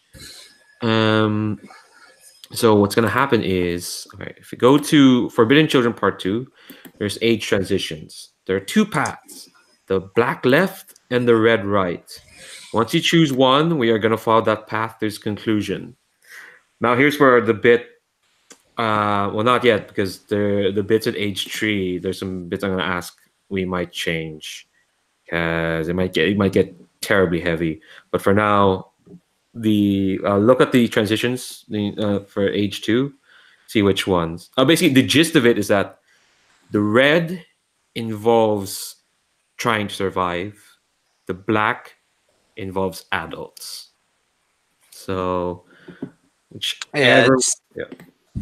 the way on all Dialect backdrops. Is the red is more survival, and black is assimilation. The black is like avoiding assimilation. And of course, since this is a sad note, it doesn't really matter. You're gonna fail either way. What's the tenor of our failure going to be? Yeah, I like the black one because I like bringing the adults into the picture. but I'm okay either way if other people are really into the red one. Yeah, I'm more for assimilation as well with these kids because Yeah. there's a lot of tie with our previous lives and now. Hmm. Yeah, I'm down for black as well. I mean, I could go with either, but I think I would prefer to have to deal with an outside source rather than kids suffering because they've lost a necessity. You know. Okay, so I'm gonna read the Black Age transition. So, entering Age 2, an event to foreshadow the end of the isolation. It finds its way into all conversation and is impossible to ignore. So, we are discovered by a representative of a group of adults. They do not understand us, but wish to usher us into a life that serves their own uncaring values or pocketbooks. At the same time, we lose one of our two major sources of necessities, and that person does us a favor to help. Who's the group of adults? What do they want from us? I think it makes sense following the fiction that we've had so far. That like this group of adults is buyers, and they realize that we can uncover some pretty valuable stuff in the Mm. junkyard.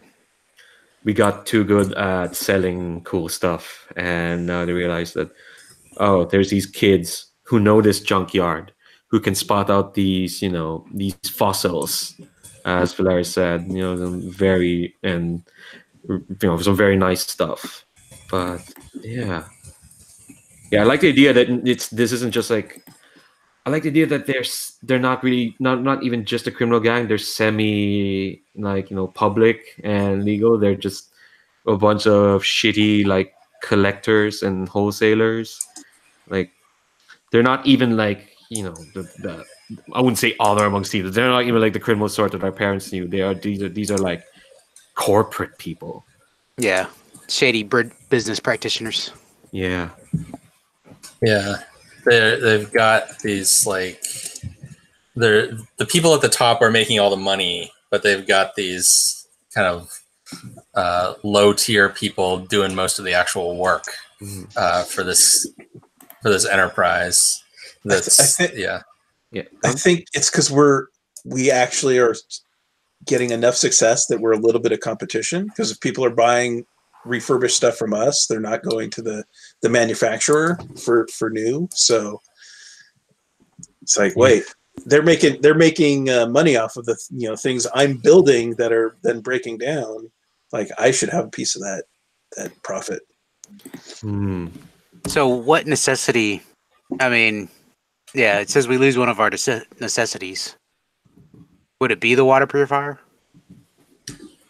I think it's just access to the resources that we've gotten by selling this stuff. Yeah. Maybe the city starts dumping somewhere else, and we're just not getting fresh junk coming in.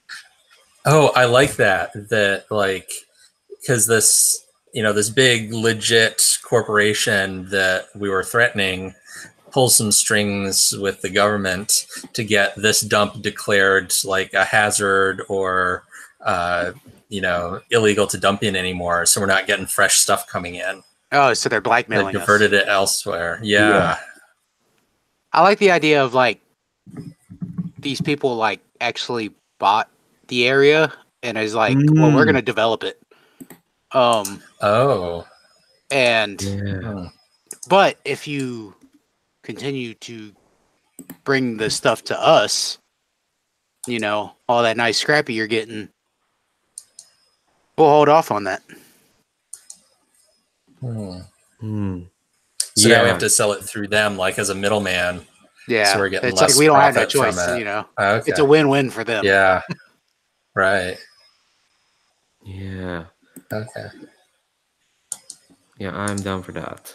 I'm all down for that. These are terrible people. I almost kind of want to make them a bunch of shitty corporate wizards because we are in an industrial. No, we don't have to make them wizards, but more likely to employ wizards to grab like the stuff. They're like energy barons. Oh God. A representative of theirs. Oh wait, no, we don't need to know who the representative is. We just know them. Yeah, bunch of energy barons, shitty adults, shitty capitalist buyers who bought our junkyard. It's kind of using us to get to them. Okay, so we've gone. I was just gonna, in their defense, Valeris is probably stealing from them all the time. Yeah, but they probably deserve to be stolen from. Like our business model does rely on stealing from them Yeah, on a regular basis. True. All right. So after that, we evolve an aspect. So that means each age transition brings about change in the isolation. So this will transform an aspect in the community. For any transition, so first as a group, we're going to choose an aspect to evolve. Must be in the current age. Discuss how the age transition has brought about the change in this aspect. So I think clearly the one that's going to evolve is we are discarded because we're clearly not being. We're being. Yeah, that was what I was thinking of as well. Yeah. Like, we're no longer orphans of a gang war. We're now like labor, indentured servants of the energy baron. Barons. We need like a shitty fantasy corporation name for these folks. So now we've been recycled, just like the scrap we've been collecting. Yeah. Yeah, there we go. We are recycled. Ooh, yeah. All right. Or all we've right. been repurposed. We are repurposed. Oh my god. Okay, so what's gonna happen is, I'm gonna put the index card in the middle of. Oh shit! Hold on. Oh darn! You roll 20. Here, and we are discarded. Oh my god. See, that was the next question I was gonna ask. What's the new aspect? But yeah, we are recycled. Okay, go. Okay. All right. So all right.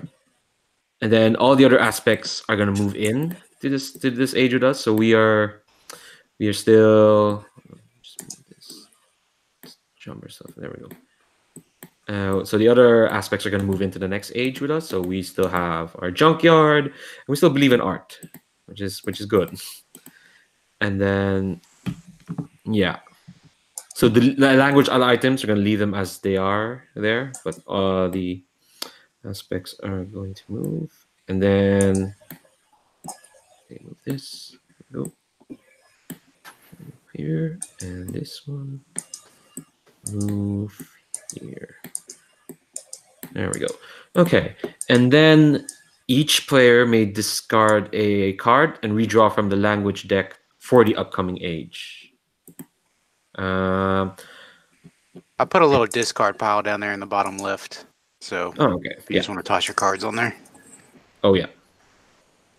Cool. Okay, so we discard one of the 3 that we currently have and draw something new from the age 2.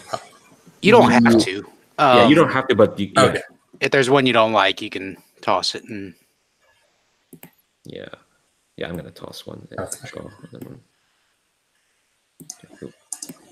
yeah, I'm tossing money. I'm tossing happiness. See, that sounds really terrible when I say it. I'm tossing happiness.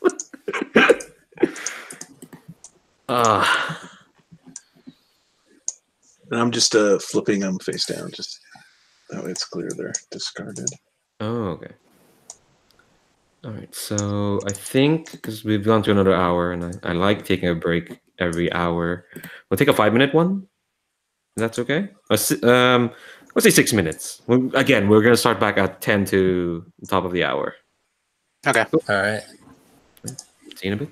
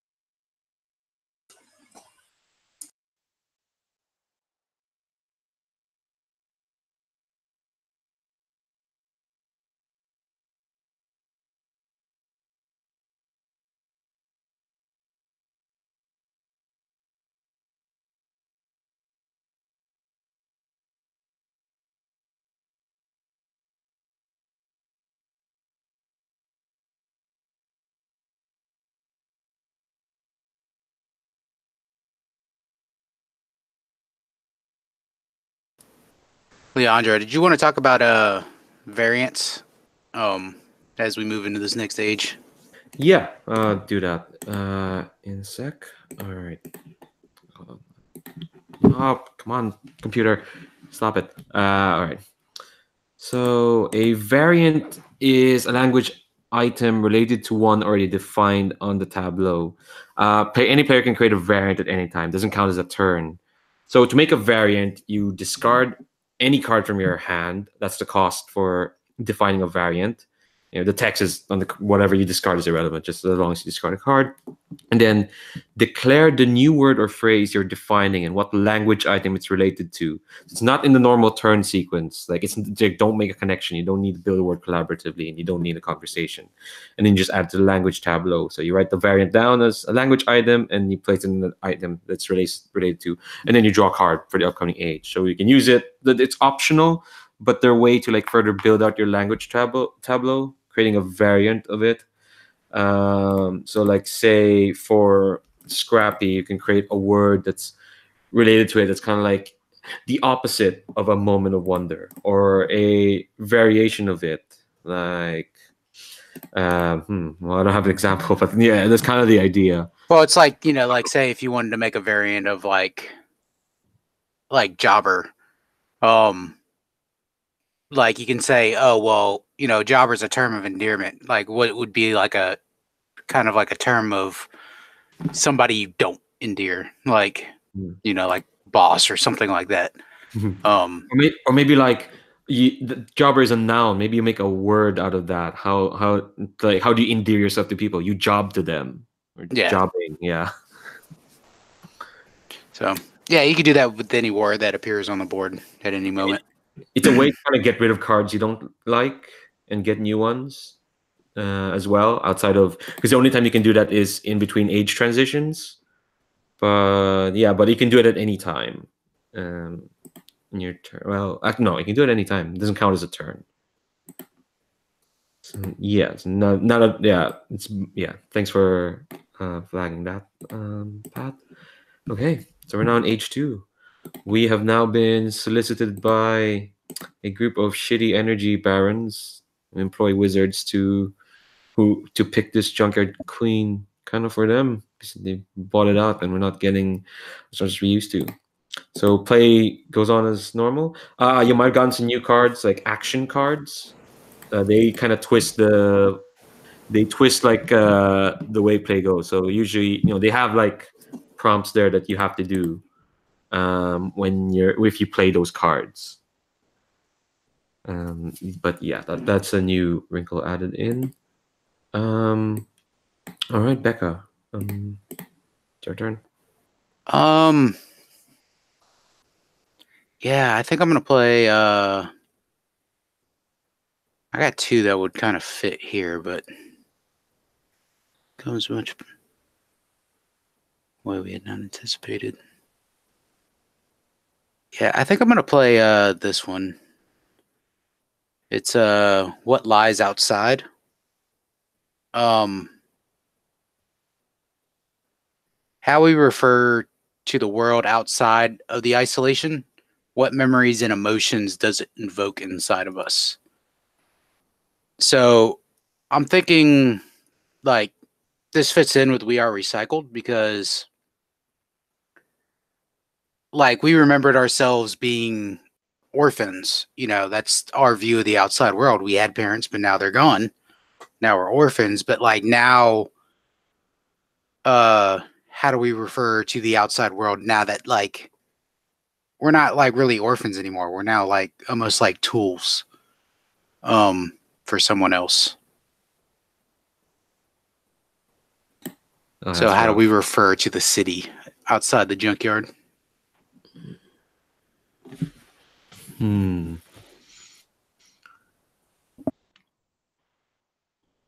Outside the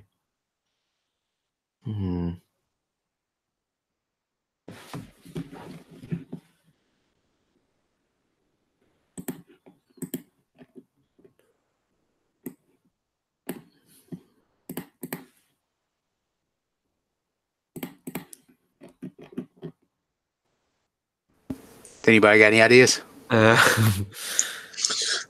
trying to remember what outside of Duskwall, what the Deathlands. Yeah, it was like Deathlands. Ghostlands It's or like something like that. Ghostland, something. So it's like almost like we're like this little city within the city that, to us, you know, outside the walls of our yard is.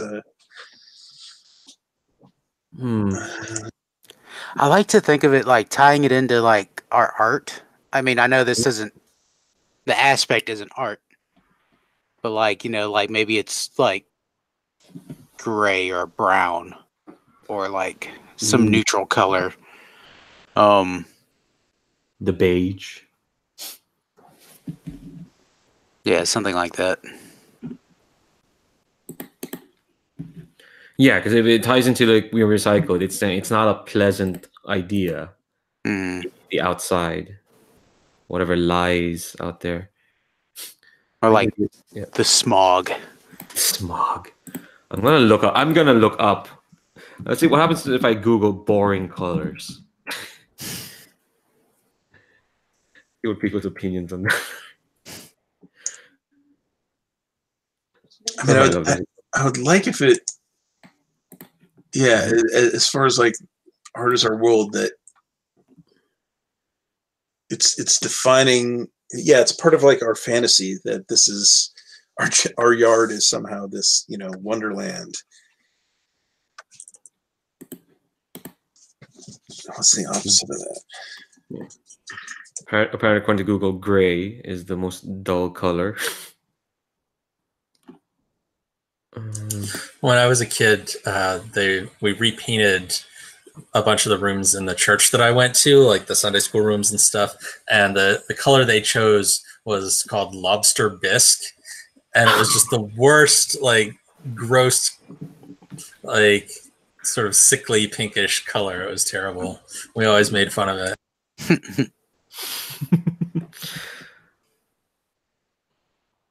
Yeah, I like the idea of like mashing up words here. So like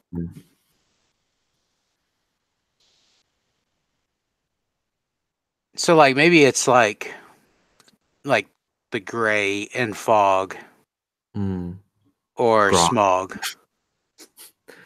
The bog. The bog. Gray bog. The Greyout. Like the outside. I'm just looking at the word outside. I like that. I actually like that. Greyout. Yeah. We call it Greyout. Yeah, okay. Yeah, we'll go with that. Greyout. Fab. All right. The Greyout. All right. So, and what's the prompt for that card? We remember things differently. Oh, God.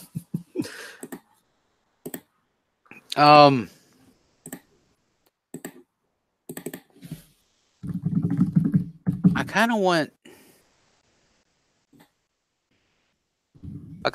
this to be a 2-player scene because it just seems like it'd be more intimate. I want Sherry. I want Sherry and Valeris. I want the oldest and the youngest to have a scene. About what they remember, like they're talking about what they left behind, or maybe they're having a conversation about what their parents were like. It's the person who's going to be kicked out back into it, and the person who actually from the group spends the most time there already, which is interesting. So in a way, Valeris has more experience spending time there, maybe, than Sherry, even though Sherry's older and going to be heading there. Yeah, because I think Sherry hasn't been leaving as much since she became the water keeper, because she's got administrative responsibilities essentially in the yard, and so Valeris has been actually going out there both on official missions and just when he decides to disappear. we could have a situation where Sherry's actually asking Valeris for advice and guidance.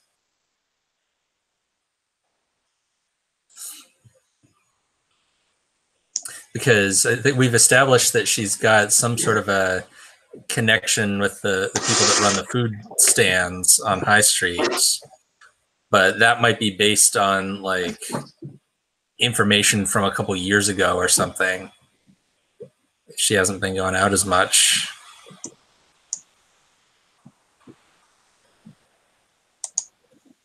Okay.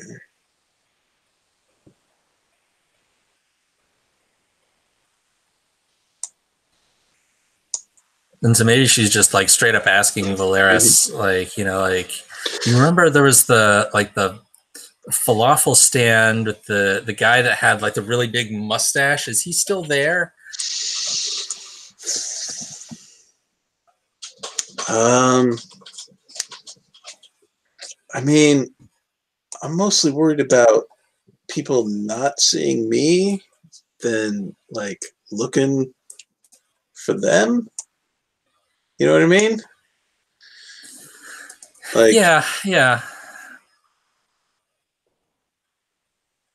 those falafels were scrappy though, but I never got money for falafel stands. So okay, yeah, it's just, you know, I haven't been out and like really been out and spent time in a while. It's all just, it's like it's a big gray out in my mind, but I know I have to go out there. I have to try to find some color in the gray out in not too long. Yeah, I mean,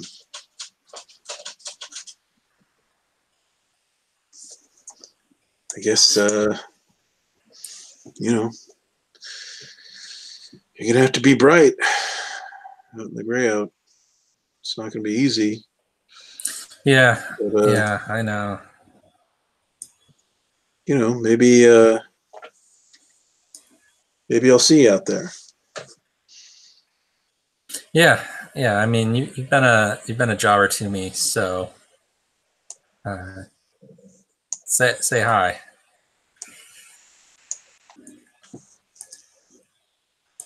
All right. There was a spot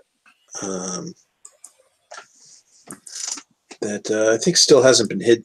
That was kind of hidden.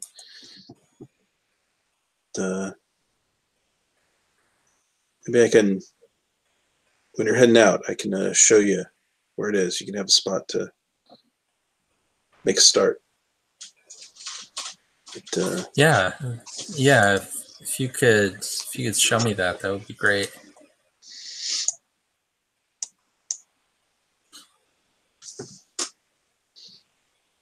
Our, you know, our parents when they were jobbers, they would use it. Okay.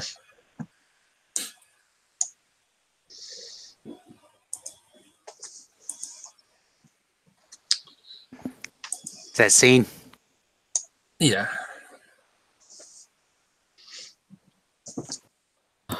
God. We're already suddenly feeling down. Okay, all right. That's It's just the way Dialect goes. God damn it. Okay, stop freezing on me, Google Chrome, please. So before I go on to my turn, I'm gonna create a variant of cleaner. What's the opposite of the clean? To foul. So someone who's not good at technology, someone is a fouler. That there. Yeah, someone who's like, I wouldn't say completely useless, but I think it's become more evident kind of like what people's skills are, because now that we're kind of working for these adults and they're kind of like, now we all kind of have to silently evaluate how good people are at things. So this word has come up for like, people aren't good at certain things, and if you're not good at They make technology, us turn in performance evaluations. I Is that what they're doing? I think they haven't done that specifically, but I think it's like subconsciously we're almost maybe some of the older kids are definitely being like, 'cause now they have to think about what they have to do when they go out there, like Yeah. they've never thought of that when people are exiled. Yeah, so I'm discarding a card called Sound Change, which is pick a previously defined word, explain why its pronunciations change. I don't think we can do that with any of the words we have. Bebright? Yeah, that's weird. So I'm gonna discard that.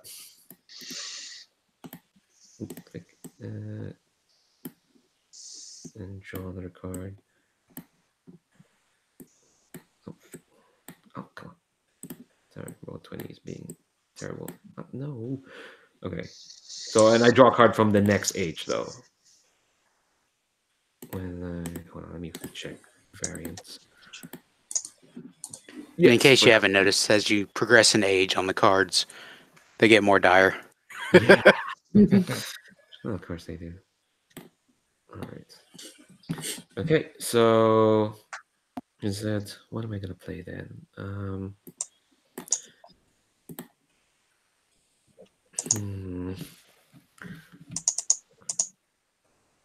I don't want to play death right now.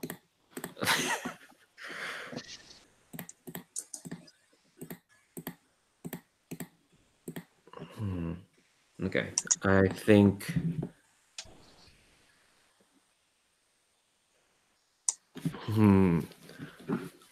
Oh, okay. I'm going to play subgroup synonym, and I think we are gonna let's keep things just a bit more dire. I'm gonna tie it into we are recycled again. Let's see. Let's read it here. A faction within the isolation doesn't use one of the existing words like the others do. They have created a new word for an existing concept. So I'm going to pick a previously defined word, explain why a group in the isolation has another word for the same concept. And I think it's simple. I think people have another word for what lies outside.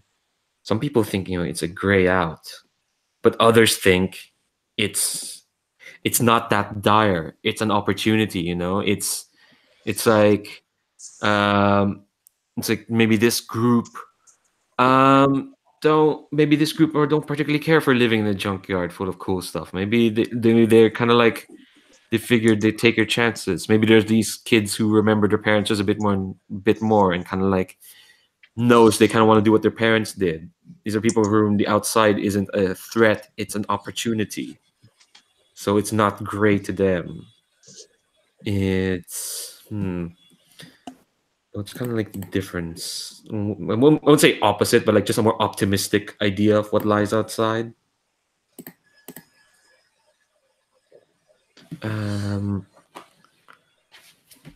Let's see. I like it. Oh, go on. I'm just thinking like actual, like buildings, like being housed or.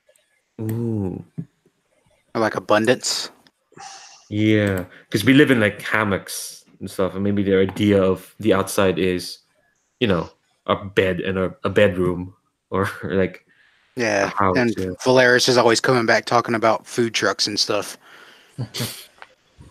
Food carts, falafel. I mean, I'm sure when he can, he swipes some actual like, food from out there. That it's probably the best thing anyone's got.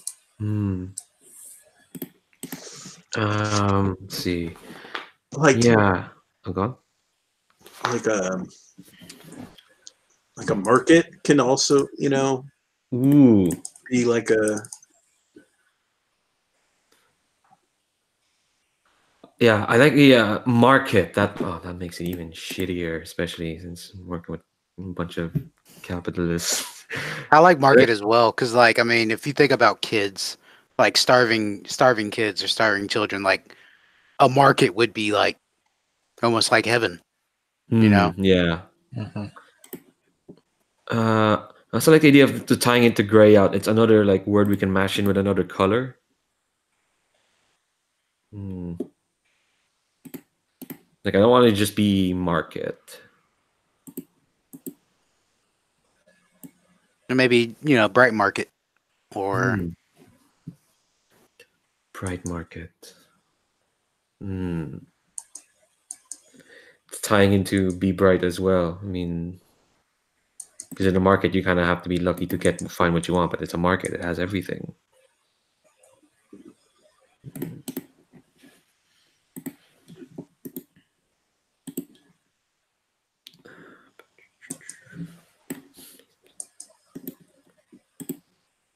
Oh yeah. Bright market. I'm down for that. I think I just kind of like make it like a twin to gray out. So what's like a nice bright color?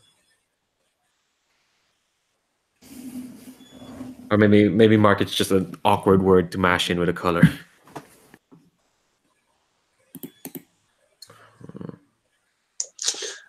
In Duskfall, there's the night market, so it could just be the day market. Day market. I like that Hmm. because like maybe it's so smoggy here we don't ever really see the day anyways. It's gray all the time. Yeah. Yeah, okay. Yeah, okay. Day market. I'm down for that. And the prompt is a movement spreads. And I think this is Yuria talking to Becca, and Yuria is a bit concerned because there's a movement spreading. She's been hearing stuff, and is concerned. I think. Does Becca have an office? No, she probably doesn't have an office. Does she? Where does she have a place? Now, I think Becca moves around a lot. I mean, there's a hammock. Like everybody knows that's Bruiser's hammock, but nobody says that to Becca's face. Um, but like Becca's usually moving around, making sure like everybody's at their post and doing their job for the most part. Okay. So maybe I think maybe you're doing a patrol outside of area space, which is kind of like just a bit of a stand in that backdrop. And I think when you see the camera, the backdrop is a very slapdash painting of a we'll say an orchard, a lot of blots of color. Those are meant to be fruit, but they are just blots of color. Yeah, I think Becca And stops and just kind of looks at it. She's just like kind of taking it in. yeah, and I think you can. I don't know if you can hear someone shrugging, but she shrugs and it's like, yeah, that's kind of the. I mean, what do you think of it? I mean, I tried. We didn't have much on Valaris. And we, this sort of scrappy that we got. It's pretty. I think it's pretty good. It's better than the stuff I had. What do you think? Yeah, it's definitely scrappy. I like it. Never seen Yeah. anything like this with my own eyes, but No. this is our It's place. some people. Yeah, not here. I mean, some people said there's stuff like this gray out, but well, actually, weird. Like I was talking to some folk, they came here. They said, "Oh, we want to hear one of your plays." I was like, "Only one? I can play. I can perform like 50 of them in an hour. That's how good I am." And they're like, "No, no, no, one's fine. Can you tell us anything about? Do you have like a day market play?" And I was like, "Where's day market?"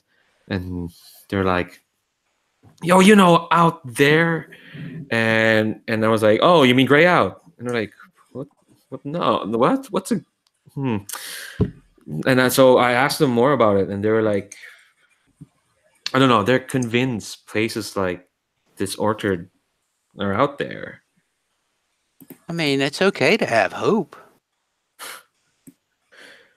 I don't know. I don't know. I get it. I mean, you're not wrong. It's okay to have hope. It's just evidence kind of says otherwise. Like what was it? Like there was. I mean, I'm sorry. I'm sorry. I've been asking around and I've been snooping around, Becca. But were there Were there adults around here recently? Yeah, I mean, you weren't too busy painting this to hear the story, right? Maybe. Look, there were some adults came in, so they're gonna tear all this down unless we started helping them. Basically, we had to become their jobbers. You know, some a-holes from the Greyout. They don't even know what that means, don't they? No, they don't know what it means, but look, we agreed to help them, you know, just to keep our place secret. Keep us safe. It's all that matters. Safe. You are safe, aren't you? Or would you rather be out there in the Greyout? No. No, you're right. You're right. It's just, I don't know. I'm worried. Like, yeah, we're safe for now, but we're only as safe as for as long as they think we're useful. From what I've heard. Well, I'm we sorry just for got to that. stay useful. And Uriel looks at the painting she made. Yeah, I don't know how much use I'd be. I'm no cleaner, you know. Just a Yeah, but I mean, you're no Fowler either when it comes to scrapping. yeah. I don't know if you think so, but I know what I'm good at. That's the thing. I don't know if what I'm good at is something they'd be interested in. I know I'm good at making shit up. That's what I am. I'm a flim flam artist. I tell stories like I tell you about the story of the Black Mouse who fought an army of dragons. Did I tell you about that? No, but I'd love to hear that one. Is that a play? Well, uh, call it an experience. Well, if you're not too busy. I'm always busy, but I'm sure the post will be fine for one evening while I come see one of Uria's famous productions. Oh, well, I know you're busy. It's not like you don't have to promise anything. It would just be cool. Look, don't discourage anybody from calling it day market. I mean, they gotta have hope. We all gotta have hope. Yeah. It's No, just you're harder right. for those of us that know what it's actually like out there. And we're the ones who have to go there first. I think we can end it there. Yeah, sounds good. That's a perfectly bitter note to end there. And I'm gonna draw a card. And oh, did you draw a card? Oh yeah, you did. Cool. All right, Valaris. Here we go. Oh, and these age tree cards too are terrible.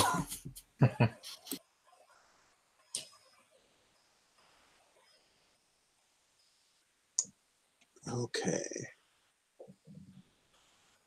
I'm gonna play Discovery on Art is Our World, and I think we find a pile of old like costumes in the trash, and so the way we all dress is gonna be dramatically affected. We're probably wearing a bunch of like ridiculous anachronistic looking clothing. Once that's found, that becomes Yeah. the norm. I like that. It's like clothing that's like 200 years old. Yeah. Well, It's like the it might be old, but then also it was like a pile of costumes, so it already was like it's old clothing emulating really old clothing. Oh, God. I love it. But it's like the new hotness.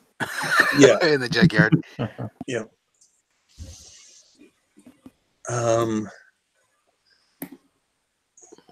So the word for it.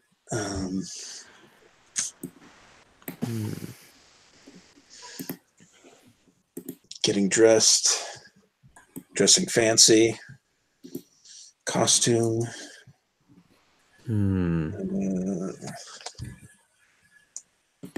It's like, is the word for the costumes themselves or for the act of wearing them?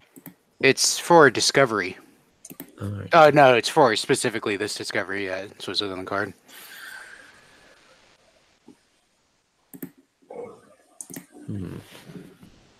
Costume dress. So, that we need to go to.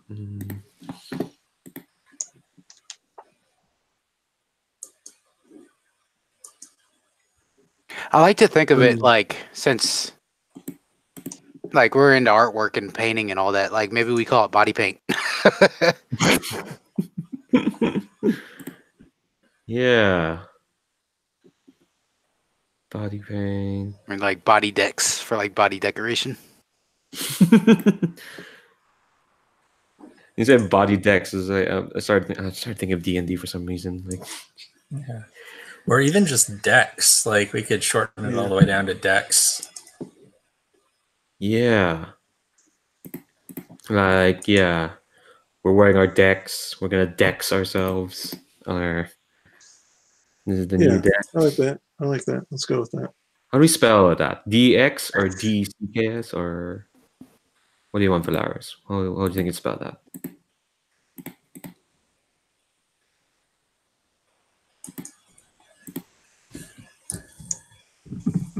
Well, I mean, it's short for decorated, basically, right? So Maybe DECS?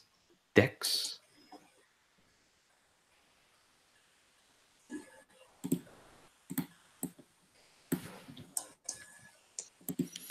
Okay, the spelling's probably not important. I'm just going to write down all the variations.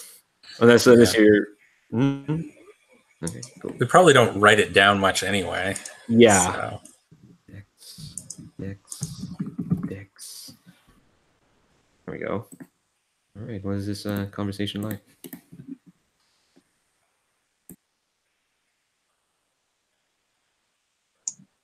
good question.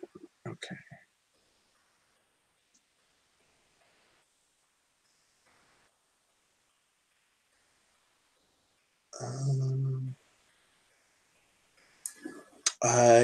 I know Let's Sherry needs to be involved in making sure people share the decks. Mm-hmm.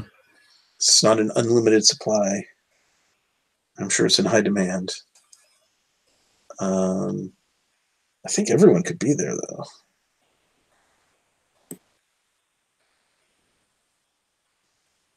Yeah, I think this is...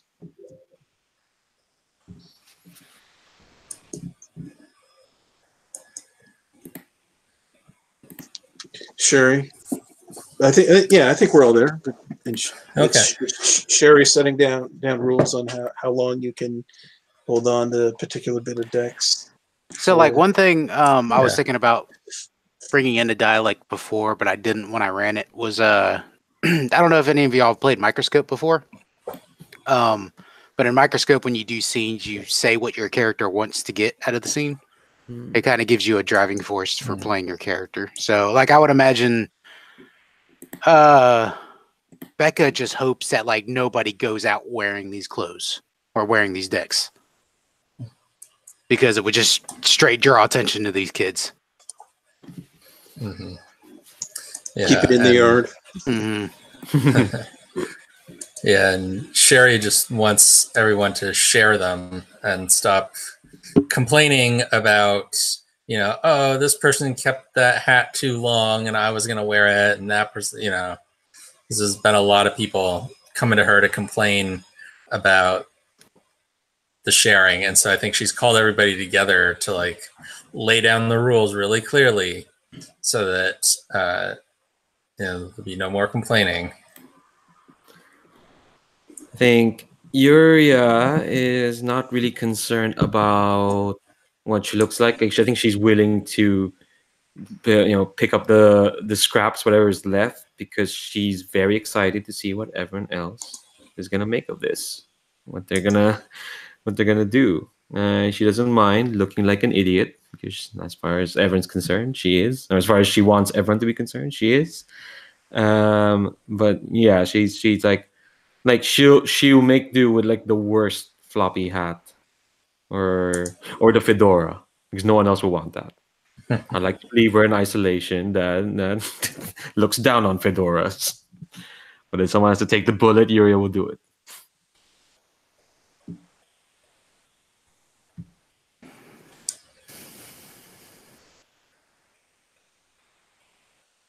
What about Valeris?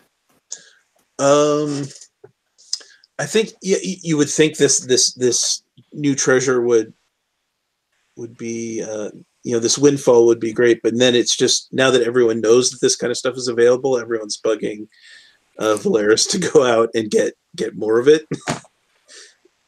and that's not. I don't think Valeris has much interest in spending his time doing that. They should be happy with that we got all this. What we have. So I think that's Valeris's main interest. We better learn to share what we have so that his time isn't wasted having to go get more to keep everyone happy. Yeah, Becca's gonna be like, Sherry, you cannot let anybody leave the yard wearing this stuff. Right, because we don't want it to get lost or ruined, because then that's gonna mess up somebody else that feels Not entitled lost. to have it next. Look what they look like wearing that ridiculous. It's beautiful, but it's ridiculous, especially out there in the Greyout. People are going to start asking questions. I don't know. There's some people dressed pretty funny out there. At least last time I was out there. Not in decks like these. But yeah, you don't think this looks fab at all? And Yuri pulls out a coat, which is like a horrible garish, like it's like 5 different stripes, and she's got 2 ties on, and she's got a fedora, which is just the last insult. Yeah, so I think Sherry's like, all right, folks, here's the rules on these decks. If you have found something new, then you get it for the first week. That's your reward for finding it. After that, it goes to the warehouse, and it goes on rotation.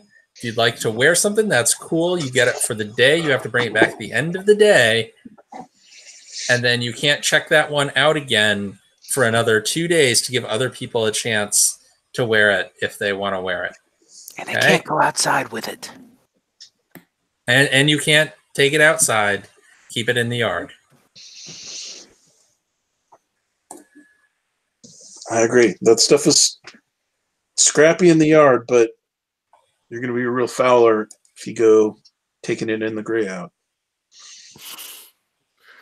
Well, I don't know. If you take it out of the gray, it'll make it less gray, probably. Not that it probably would help, but okay, maybe not in these colors, I guess. Maybe not in this hat. And she switches out the fedora for like one of those Russian bear hats. That's not what it is, but you know what I'm talking about. Yeah.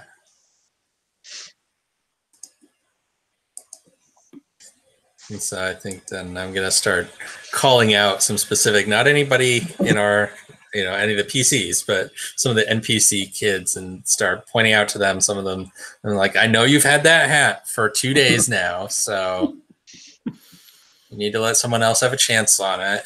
And can we say the actions of an NPC? Yeah, I mean, yeah. I think this kid goes like, no, I want to wear this for my first trip out in the day market. No, I just said you can't take it outside, so it but you doesn't said matter you said anyway, the because it's the same thing. You know what I mean?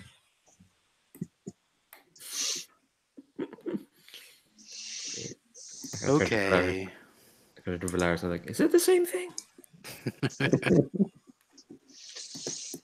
I guess it is. People want that. What's Valeris wearing, actually? I mean, it's probably something a bit. It's pretty plain, but a bit cleaner than most of the kids in here, so that he doesn't stand out when he's out of the yard. Right. I think Bella finds like this giant like headdress you would see the Vegas showgirls wearing. It's like huge. It's like 4 foot wide. She's just got this big smile on her face, but like all the other kids are like eyeing it too. Like we're gonna have a wrestling match over this. Is there any more to this scene? Or... That's good. That's pretty good. All right. So I just realized, looking at the time, we have an hour left and a lot of time. I don't want to keep you all any longer than 4 hours. So we'll boogie a bit. But Sherry, your turn. Okay. So I'm going to go with got an environmental feature here. And I drew that card and I kind of have to play it. So I think that I want to actually attach this to the art as well. So I think that, you mentioned we've got that polluted stream that runs through the area. And I think since the, this corporation has started to do some of their work on kind of the edges of the yard, they've started to redevelop a little piece of the property. And they're kind of letting us keep the rest of it as long as we keep scavenging for them. But, they've started to use at least a part of it, the part maybe that like faces the main street and is more high value. They've started to do some development work on it. And it has changed the hydrology of that stream so that it kind of, instead of flowing steadily, we get floods and then it'll stop and then it'll flood again. So when it floods, it washes that polluted water up onto areas that we were using for other things, and then it'll all washes away some of our art, and then it goes down, and sometimes we'll find the art like downstream, kind of half buried in toxic mud and stuff. And so I'm thinking the word is for the floods that we're getting, these like toxic floods.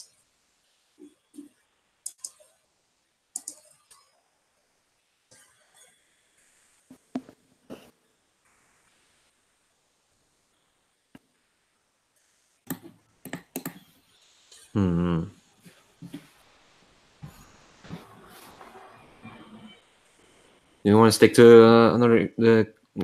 the color, another color thing, or let's see? No, we haven't really doing that with the art stuff. Let's see.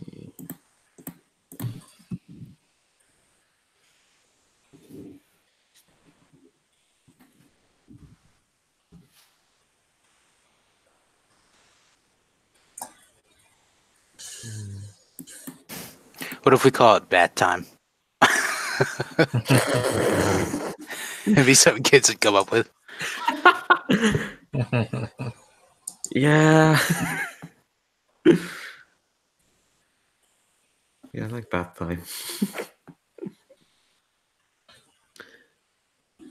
I'm good with that. Yeah, it's your final call. That's pretty good. Yeah. I can't beat that. Fine. All right.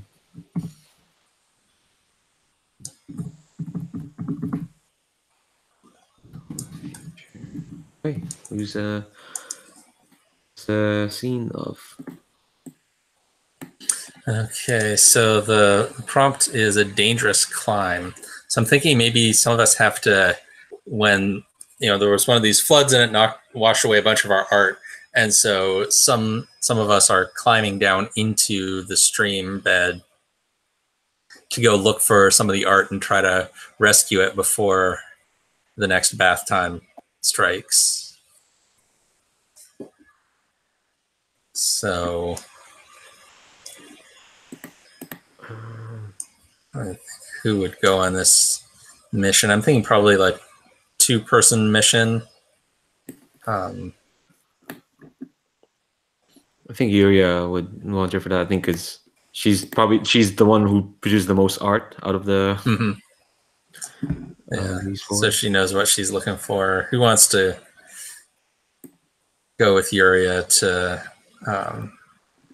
rescue that? I don't think that Sherry would actually be in that. I think Sherry would have appointed people to go do that, but wouldn't necessarily be going along herself. Already learn how to delegate like an adult. I see. Exactly. Exactly.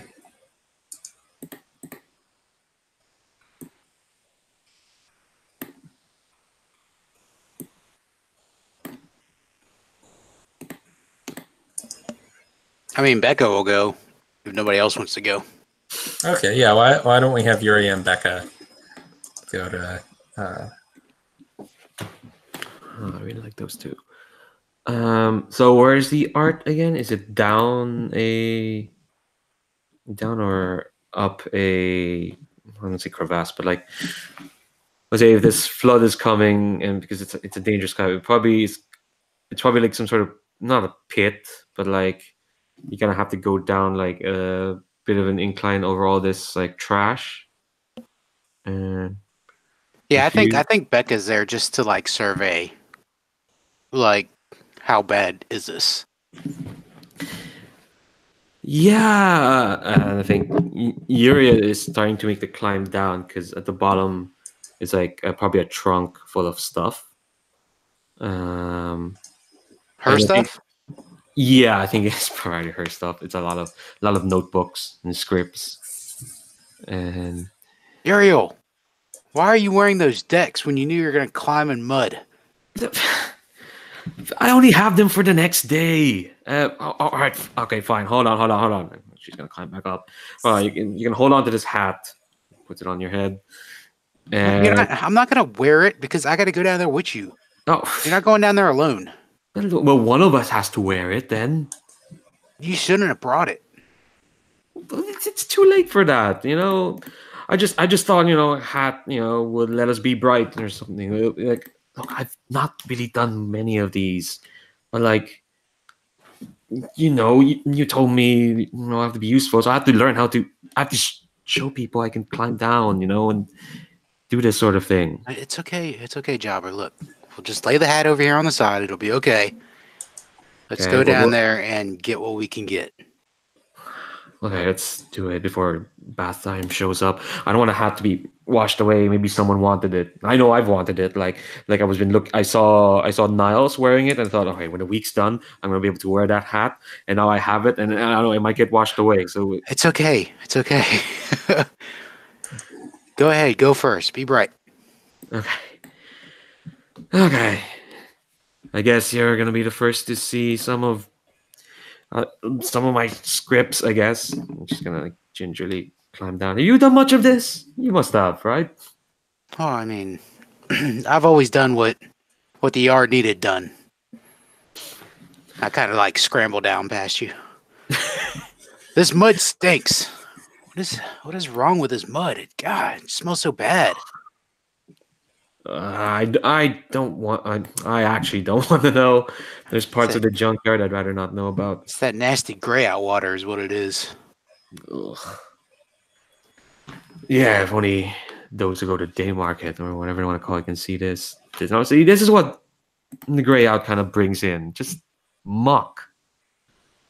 Yeah, it's terrible. Look, I mean, I hope these bad times don't come often because, I mean, if it just keeps washing stuff, we can't keep putting stuff back in that area. It's gonna cut the yard and make it smaller. We're gonna be a little more cramped. Yeah. Just keep. And it's all. This is all important stuff, right?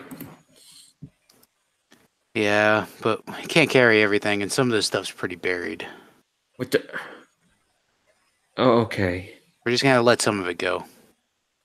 Uh, We can build it okay. again. Yeah. We can. It's all recycled. Goes back to the earth. And yeah, sure. I can rewrite those plays. Like, I don't need like the 50. Most of them are just drafts anyway. I don't need them anymore. It'll be fine. Okay. All right, Thanks. Scrappy. Let's grab what we can. Yeah. Thanks for coming along, Becca. You're a real jobber. For real. Oh yeah, you as well. You're a jobber too. Yeah. Well, the difference is I'm gonna be here for a while. And you're gonna be gone soon. What are we gonna do? Well, we've always done. Just keep pressing on. Be bright. Yeah. Take care of the cleaner. Don't foul anything up. Well, we know we can do that. It's just bath time. Yeah, Comes in. we all hate bad time. Is that scene? Yeah. Yeah. Yeah. I love these people. I have to grow up. Fuck's sake. All right, that's the end of another age, and we're gonna follow it. So we read the transition prompt. This is where kind of like I'm a bit iffy about because it involves people dying, and we can do it, but for me personally, I don't know. I don't. I'll read the prompt and let's see what you think about it. Something has begun to kill us. A few of our number have already died. It's only a matter of time before the threat overwhelms the rest of us. The only way for us to survive is to submit to the adults, give up our home and freedom, and perhaps be separated. What's the danger? Oh, age 3, I should read the prompt to start. What was foreshadowed has come to pass. The end of the isolation is near. There is no escaping it.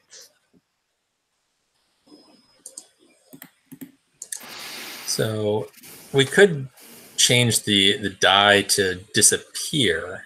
Yeah, that was my That thinking. might give some of the same feel without being quite so grim. Yeah, no, that was what I think as well. It's like Yeah, disappear. or we could say, well, what I had in mind that popped up was something instead of something has begun to kill us, like something has begun to make us really sick. Maybe it has something to do with the bad time, that stinky water that the. It could be some of us are just leaving, right?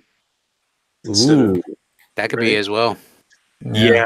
They decided they were drawn by the day market and decided they were gonna. Well, how would that make us only be able to survive by submitting?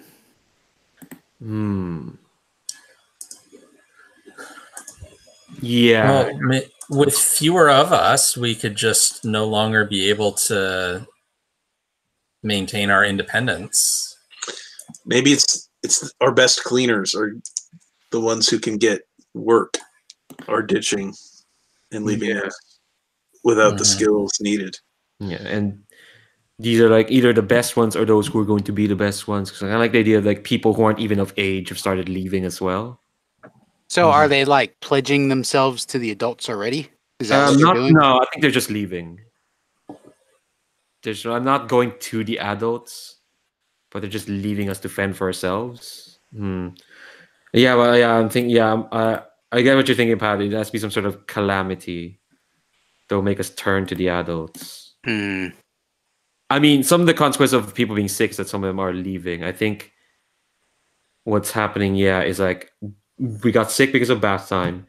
That's made some folks kind of desperate to leave, or some kids just leave because we can't figure out how to get people safe because we live in a junkyard. Probably should have realized that. Yeah, that makes sense. So like if kids are leaving because they're sick and they realize they can't stay here because they can't get taken care of here, but they're going out there on their own, that's pretty much a calamity in itself because we know how bad it is out there. It's a violent city. It'd be tough to try to make it on your own as a kid on the streets. Yeah. We So- can't, and it's hard to convince them because they're kids. Think they know. They think they know what's up. Mhm. Yeah. So that's a danger. We kind of decided. It's like people Yeah, are or part of why they're leaving is they don't want to get the rest of us sick. ooh. Mhm. Yeah, maybe some of them are Mhm. thinking about that. Maybe some of them are like think they can take a chance. It's all a mix, basically. There's a lot of different reasons why they want to leave. But I think primarily it's because there's a sickness that's gone Mhm. around. But like, yeah, there's the looming factor that look, we're gonna have to get the adults to help us. Yeah. 'Cause, can't take it of our own. We probably need stuff from the Greyout to help us. It's not like people throw out medicine in the junkyard. Yeah. Mhm. Cool. That's a Okay. danger. How do we react to the sickness, and how do we feel about our options?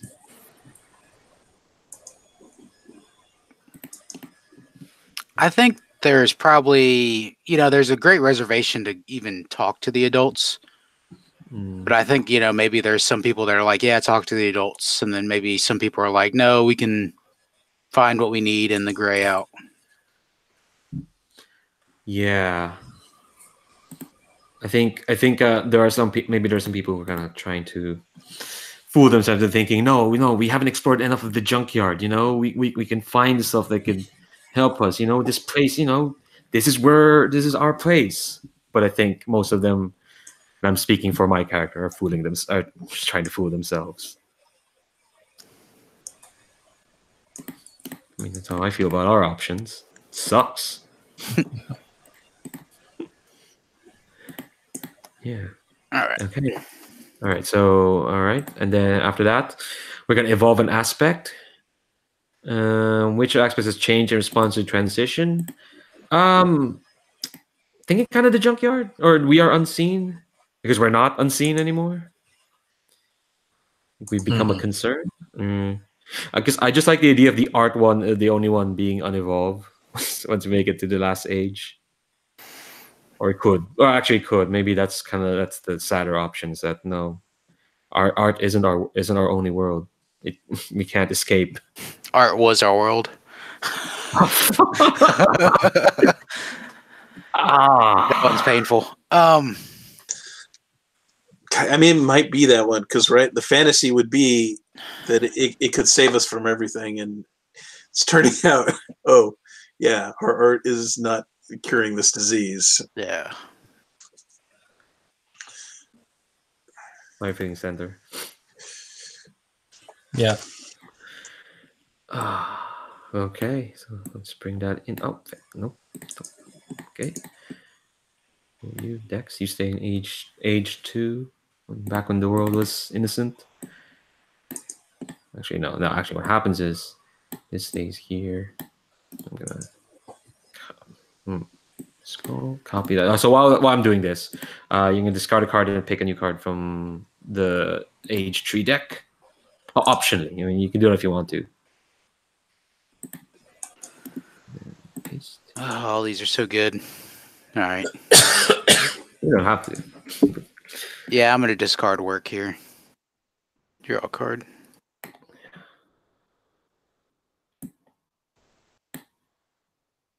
Oh, it says age 3 is out of cards. What? That can't be right. Oh no, let me check. Shouldn't be.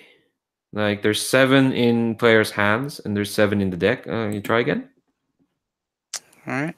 Draw 1. Yeah, it says ran out of. Sometimes if you can shuffle, it Oh. might shuffle them. There we go. Yeah, should be shuffled. There we go. Yeah, roll 20s like that sometimes. Oh, weird finicky beast. Roll 20. Okay, so So since we're like running short on time, like, do we just like try to keep our scenes like super short? yeah, like sometimes there's not even need to be a scene. You can just like narrate what happens, or like at least one final scene at the very end. But if you want things to just be punchy, Like you Yeah, just that's what already that's what I happens. think. Because like the last scene isn't like any role playing. Like the legacy round, it's just that's just That sucks. dictated. Wow. Let's see. Which one of these do I play? I'm gonna discard death. I don't really want to play that card.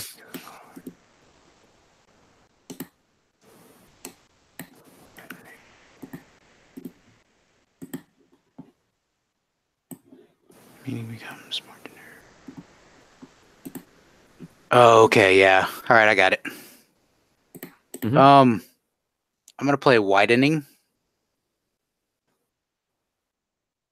So what that does, zoom in on it here. It says something becomes a much bigger part of life. This word infiltrates our speech in a way we had not anticipated. Make a connection, pick a previously defined word, explain how its meaning has become more generic. Skip the build a word phase. For example, the word assassin originated as a reference to a religious sect. It now refers to anyone who does the deed regardless of affiliation. So I'm thinking cleaner. Cleaner no longer just means technology. It now means the adults. It's now a generic term for the adults that need to come in and fix all these things Because we can't fix it ourselves. because we can't fix it ourselves. God damn it. Oh, that's.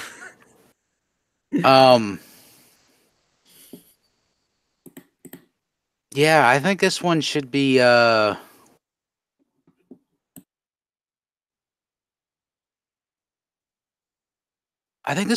Becca and Valeris. Because I want to see what Valeris's view is on this split.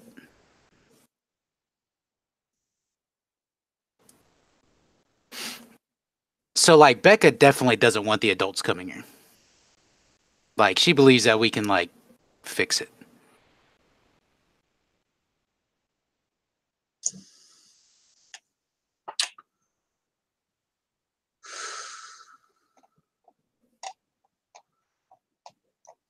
Yeah.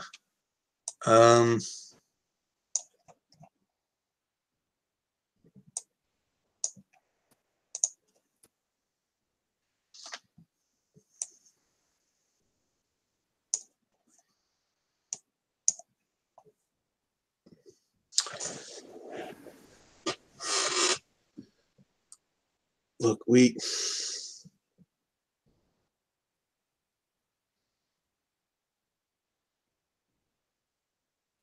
the cleaners in the yard, they're scrappy, but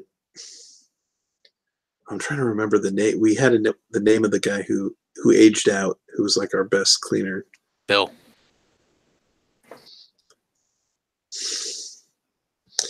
Bill. I went and talked to Bill. You talked to Bill? You saw Bill?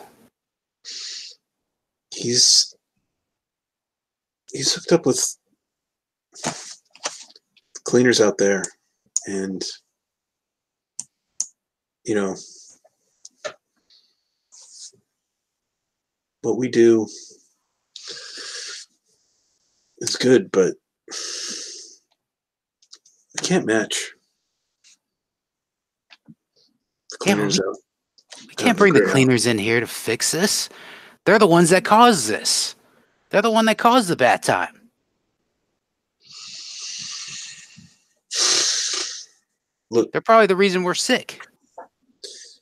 Yeah, I mean, the Greyout is mostly nothing but foulers, but mostly isn't all. I don't know.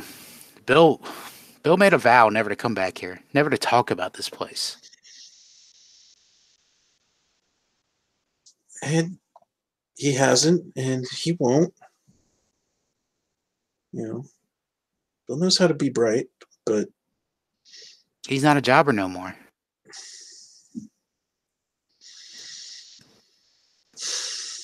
I think it's a bad idea to bring bring any of them cleaners in here. That'll be the end of us.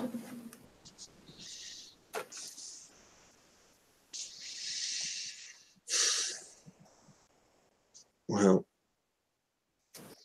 you can put on all the fancy decks you want. It's not gonna save us. Just wish we had some big bright. It all seems the opposite now. I'm gonna end the scene there just so we can shorten it up. Leandra, if you want to take cleaner and change it to adults, yeah, and move it up. Ah, Christ. Okay. For my scene, I think yeah, mine is gonna be a bit of narration. Oh, whoops. Just adults. No. I think I am going to pick. Let's see. I'm going to pick fracture, and I'm in two minds on where to apply it. Fracture is a group defines itself by not using one of our words. So I'll pick a previously defined word, explain why a group has stopped using this word, and I skipped it to build a word phase. And I mean, part of me wants to like just the easy one would be to say, you know, we don't use the word. This group doesn't use the word Greyout anymore, but they don't use it anymore already. So I think people don't use the word Dex. There's a group that's kind of like they just yeah, I think they don't use it anymore because they don't want to use the Dex. They want to grow up.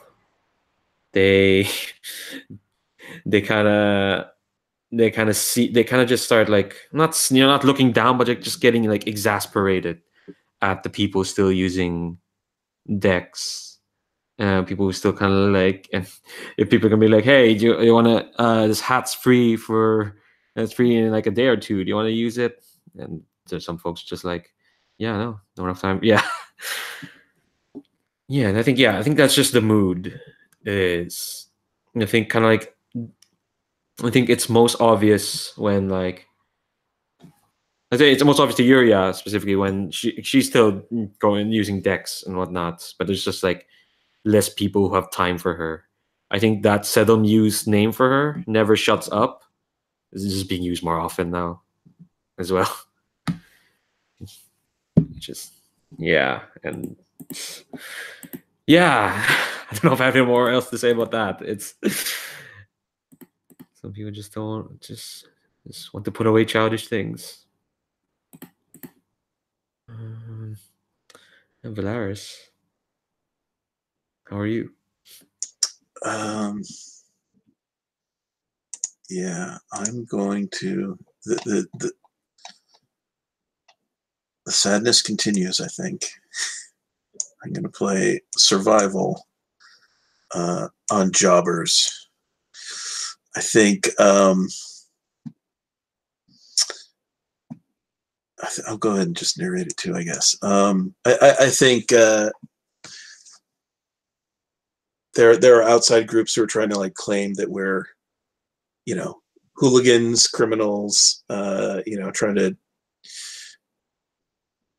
you know, bring the cops down on us, that kind of thing. And our use of this term that was related back to the gang slang of our parents is, you know, was overheard and is used as like evidence that we're actually a bunch of criminals still, just like our parents. And so just using the word has gotten too dangerous. So it just stops being used. I love that the last action in this card is tear up the word.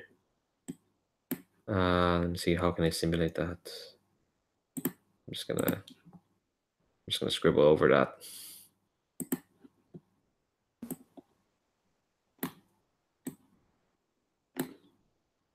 There we go. There goes our term of endearment. Yeah. Finally, Sherry, close us out. You're muted.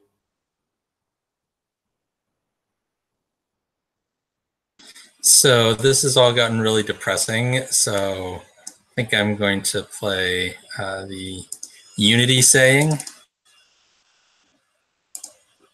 which now I can't read it anymore because I just put it out there and it's too small. Hang on.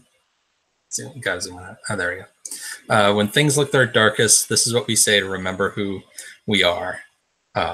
So I'm thinking this is a saying that we've started using to recognize each other once we've left the yard. Whether we're, whether it's we've aged out or we've chosen to leave, that we've kind of picked up something that we say so that we can recognize other people that came from the yard. And so probably a riff on one of the other words that we already have. Which aspect are you tying it to?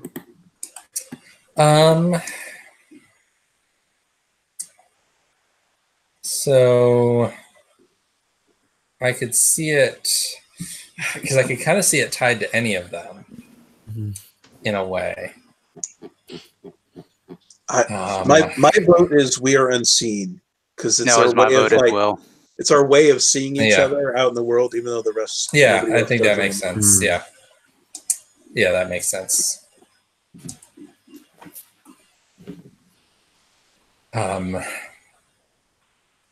So yeah, so I feel like this would be a riff on one of the existing words. But it can't be jobber because Right, that one's gone. yeah. Yeah. I mean, we could be bright is kind of the maybe the obvious one. Yeah, because that was the first word we defined as well. Yeah, it was our first distinctive word, and it's it's one that had a positive meaning. So maybe it's like BB. Yeah. Just to give it a new word. Yeah. Yeah, it's kind of gotten reduced to just BB.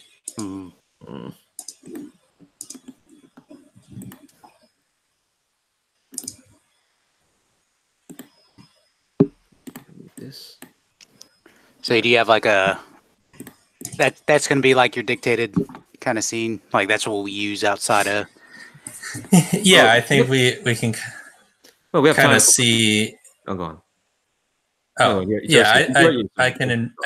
Yeah, I can envision just like a bunch of little quick vignettes of two people from the yard passing each other in the street, and one of them like thinks they recognize the other, and so they say BB, and the other one says it back, or just a not one extended scene, just a whole bunch of these little like a montage of little things that show how it's used is what I'm envisioning. Nice.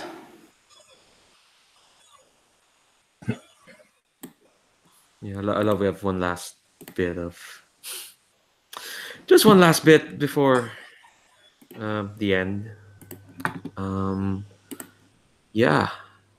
So, the end of age 3. I'm gonna read out the end on the backdrop. Entering the legacy, the last moments, or the aftermath. We've chosen to submit to the adults. That's gonna happen. They usher us into the life they have planned for us. What happens to each of us now? So each of you is gonna get a legacy card. Shuffle and deal 1. All players deal. Okay, should have 1. And let's see. Okay, so each one, choose one option for your final narrated epilogue. Maybe about your character or the ice student as a whole and your story. Before we do that, okay. Oh yeah, what happens to each of us now? That's basically it, yeah. So you each get a legacy card and pick one of those.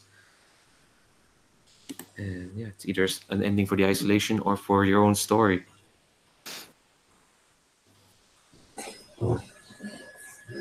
And if anybody has any ideas, they could go first.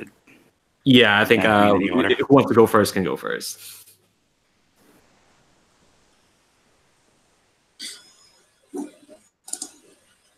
So I can go first because I think one of my options here ties right into what I was just saying. So one of my options is a feeling of relief in your new life because Sherry was worried about having to go out on her own when she aged out of the yard.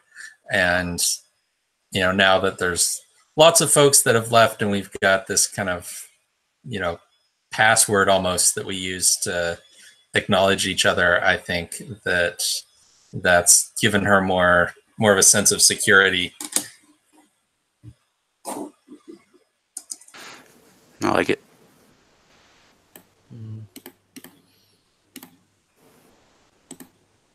What was that prompt again? Sorry. It was a feeling of relief in your new life. Okay, I'll go next. For Becca. Yeah, I think so the prompt I'm gonna use is out of the ash of seedling sprouts. Just for something positive. I think you see Becca and she's older now. Like not old in any way, but older.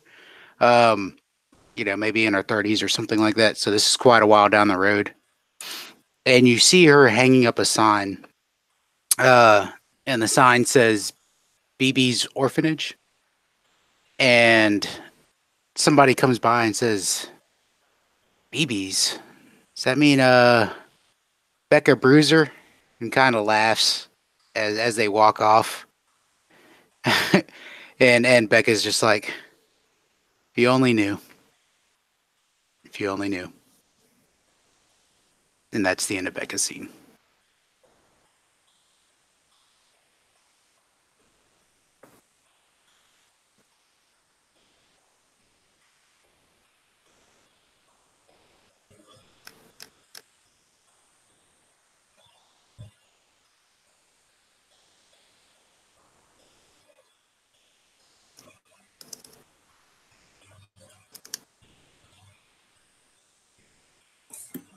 Yeah, I'm trying to pick one, but it's all. Oh, there were sad ones. Not even any fun ones. Yeah, I'm gonna need a minute. Yeah, neither of mine are particularly upbeat, I don't think. The two I'm picking between.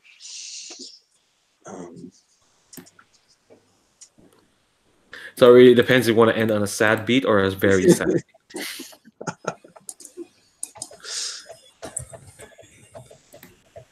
I think I'll go with the one that's not actually directly about Valeris. He's a mysterious young gentleman. I think it makes sense to maybe his fate is a little bit unknown. My prompt is as the walls come crumbling down, and I think we see the wall with all these hammocks being toppled over and the land being built on, and I don't know, whatever factory I guess is being put in its place.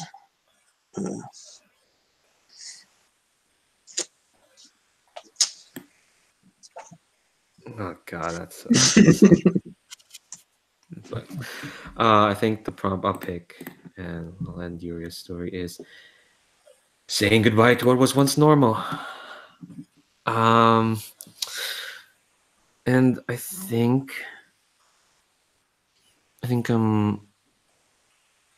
Yuria comes back to the junkyard, and it's not a junkyard anymore.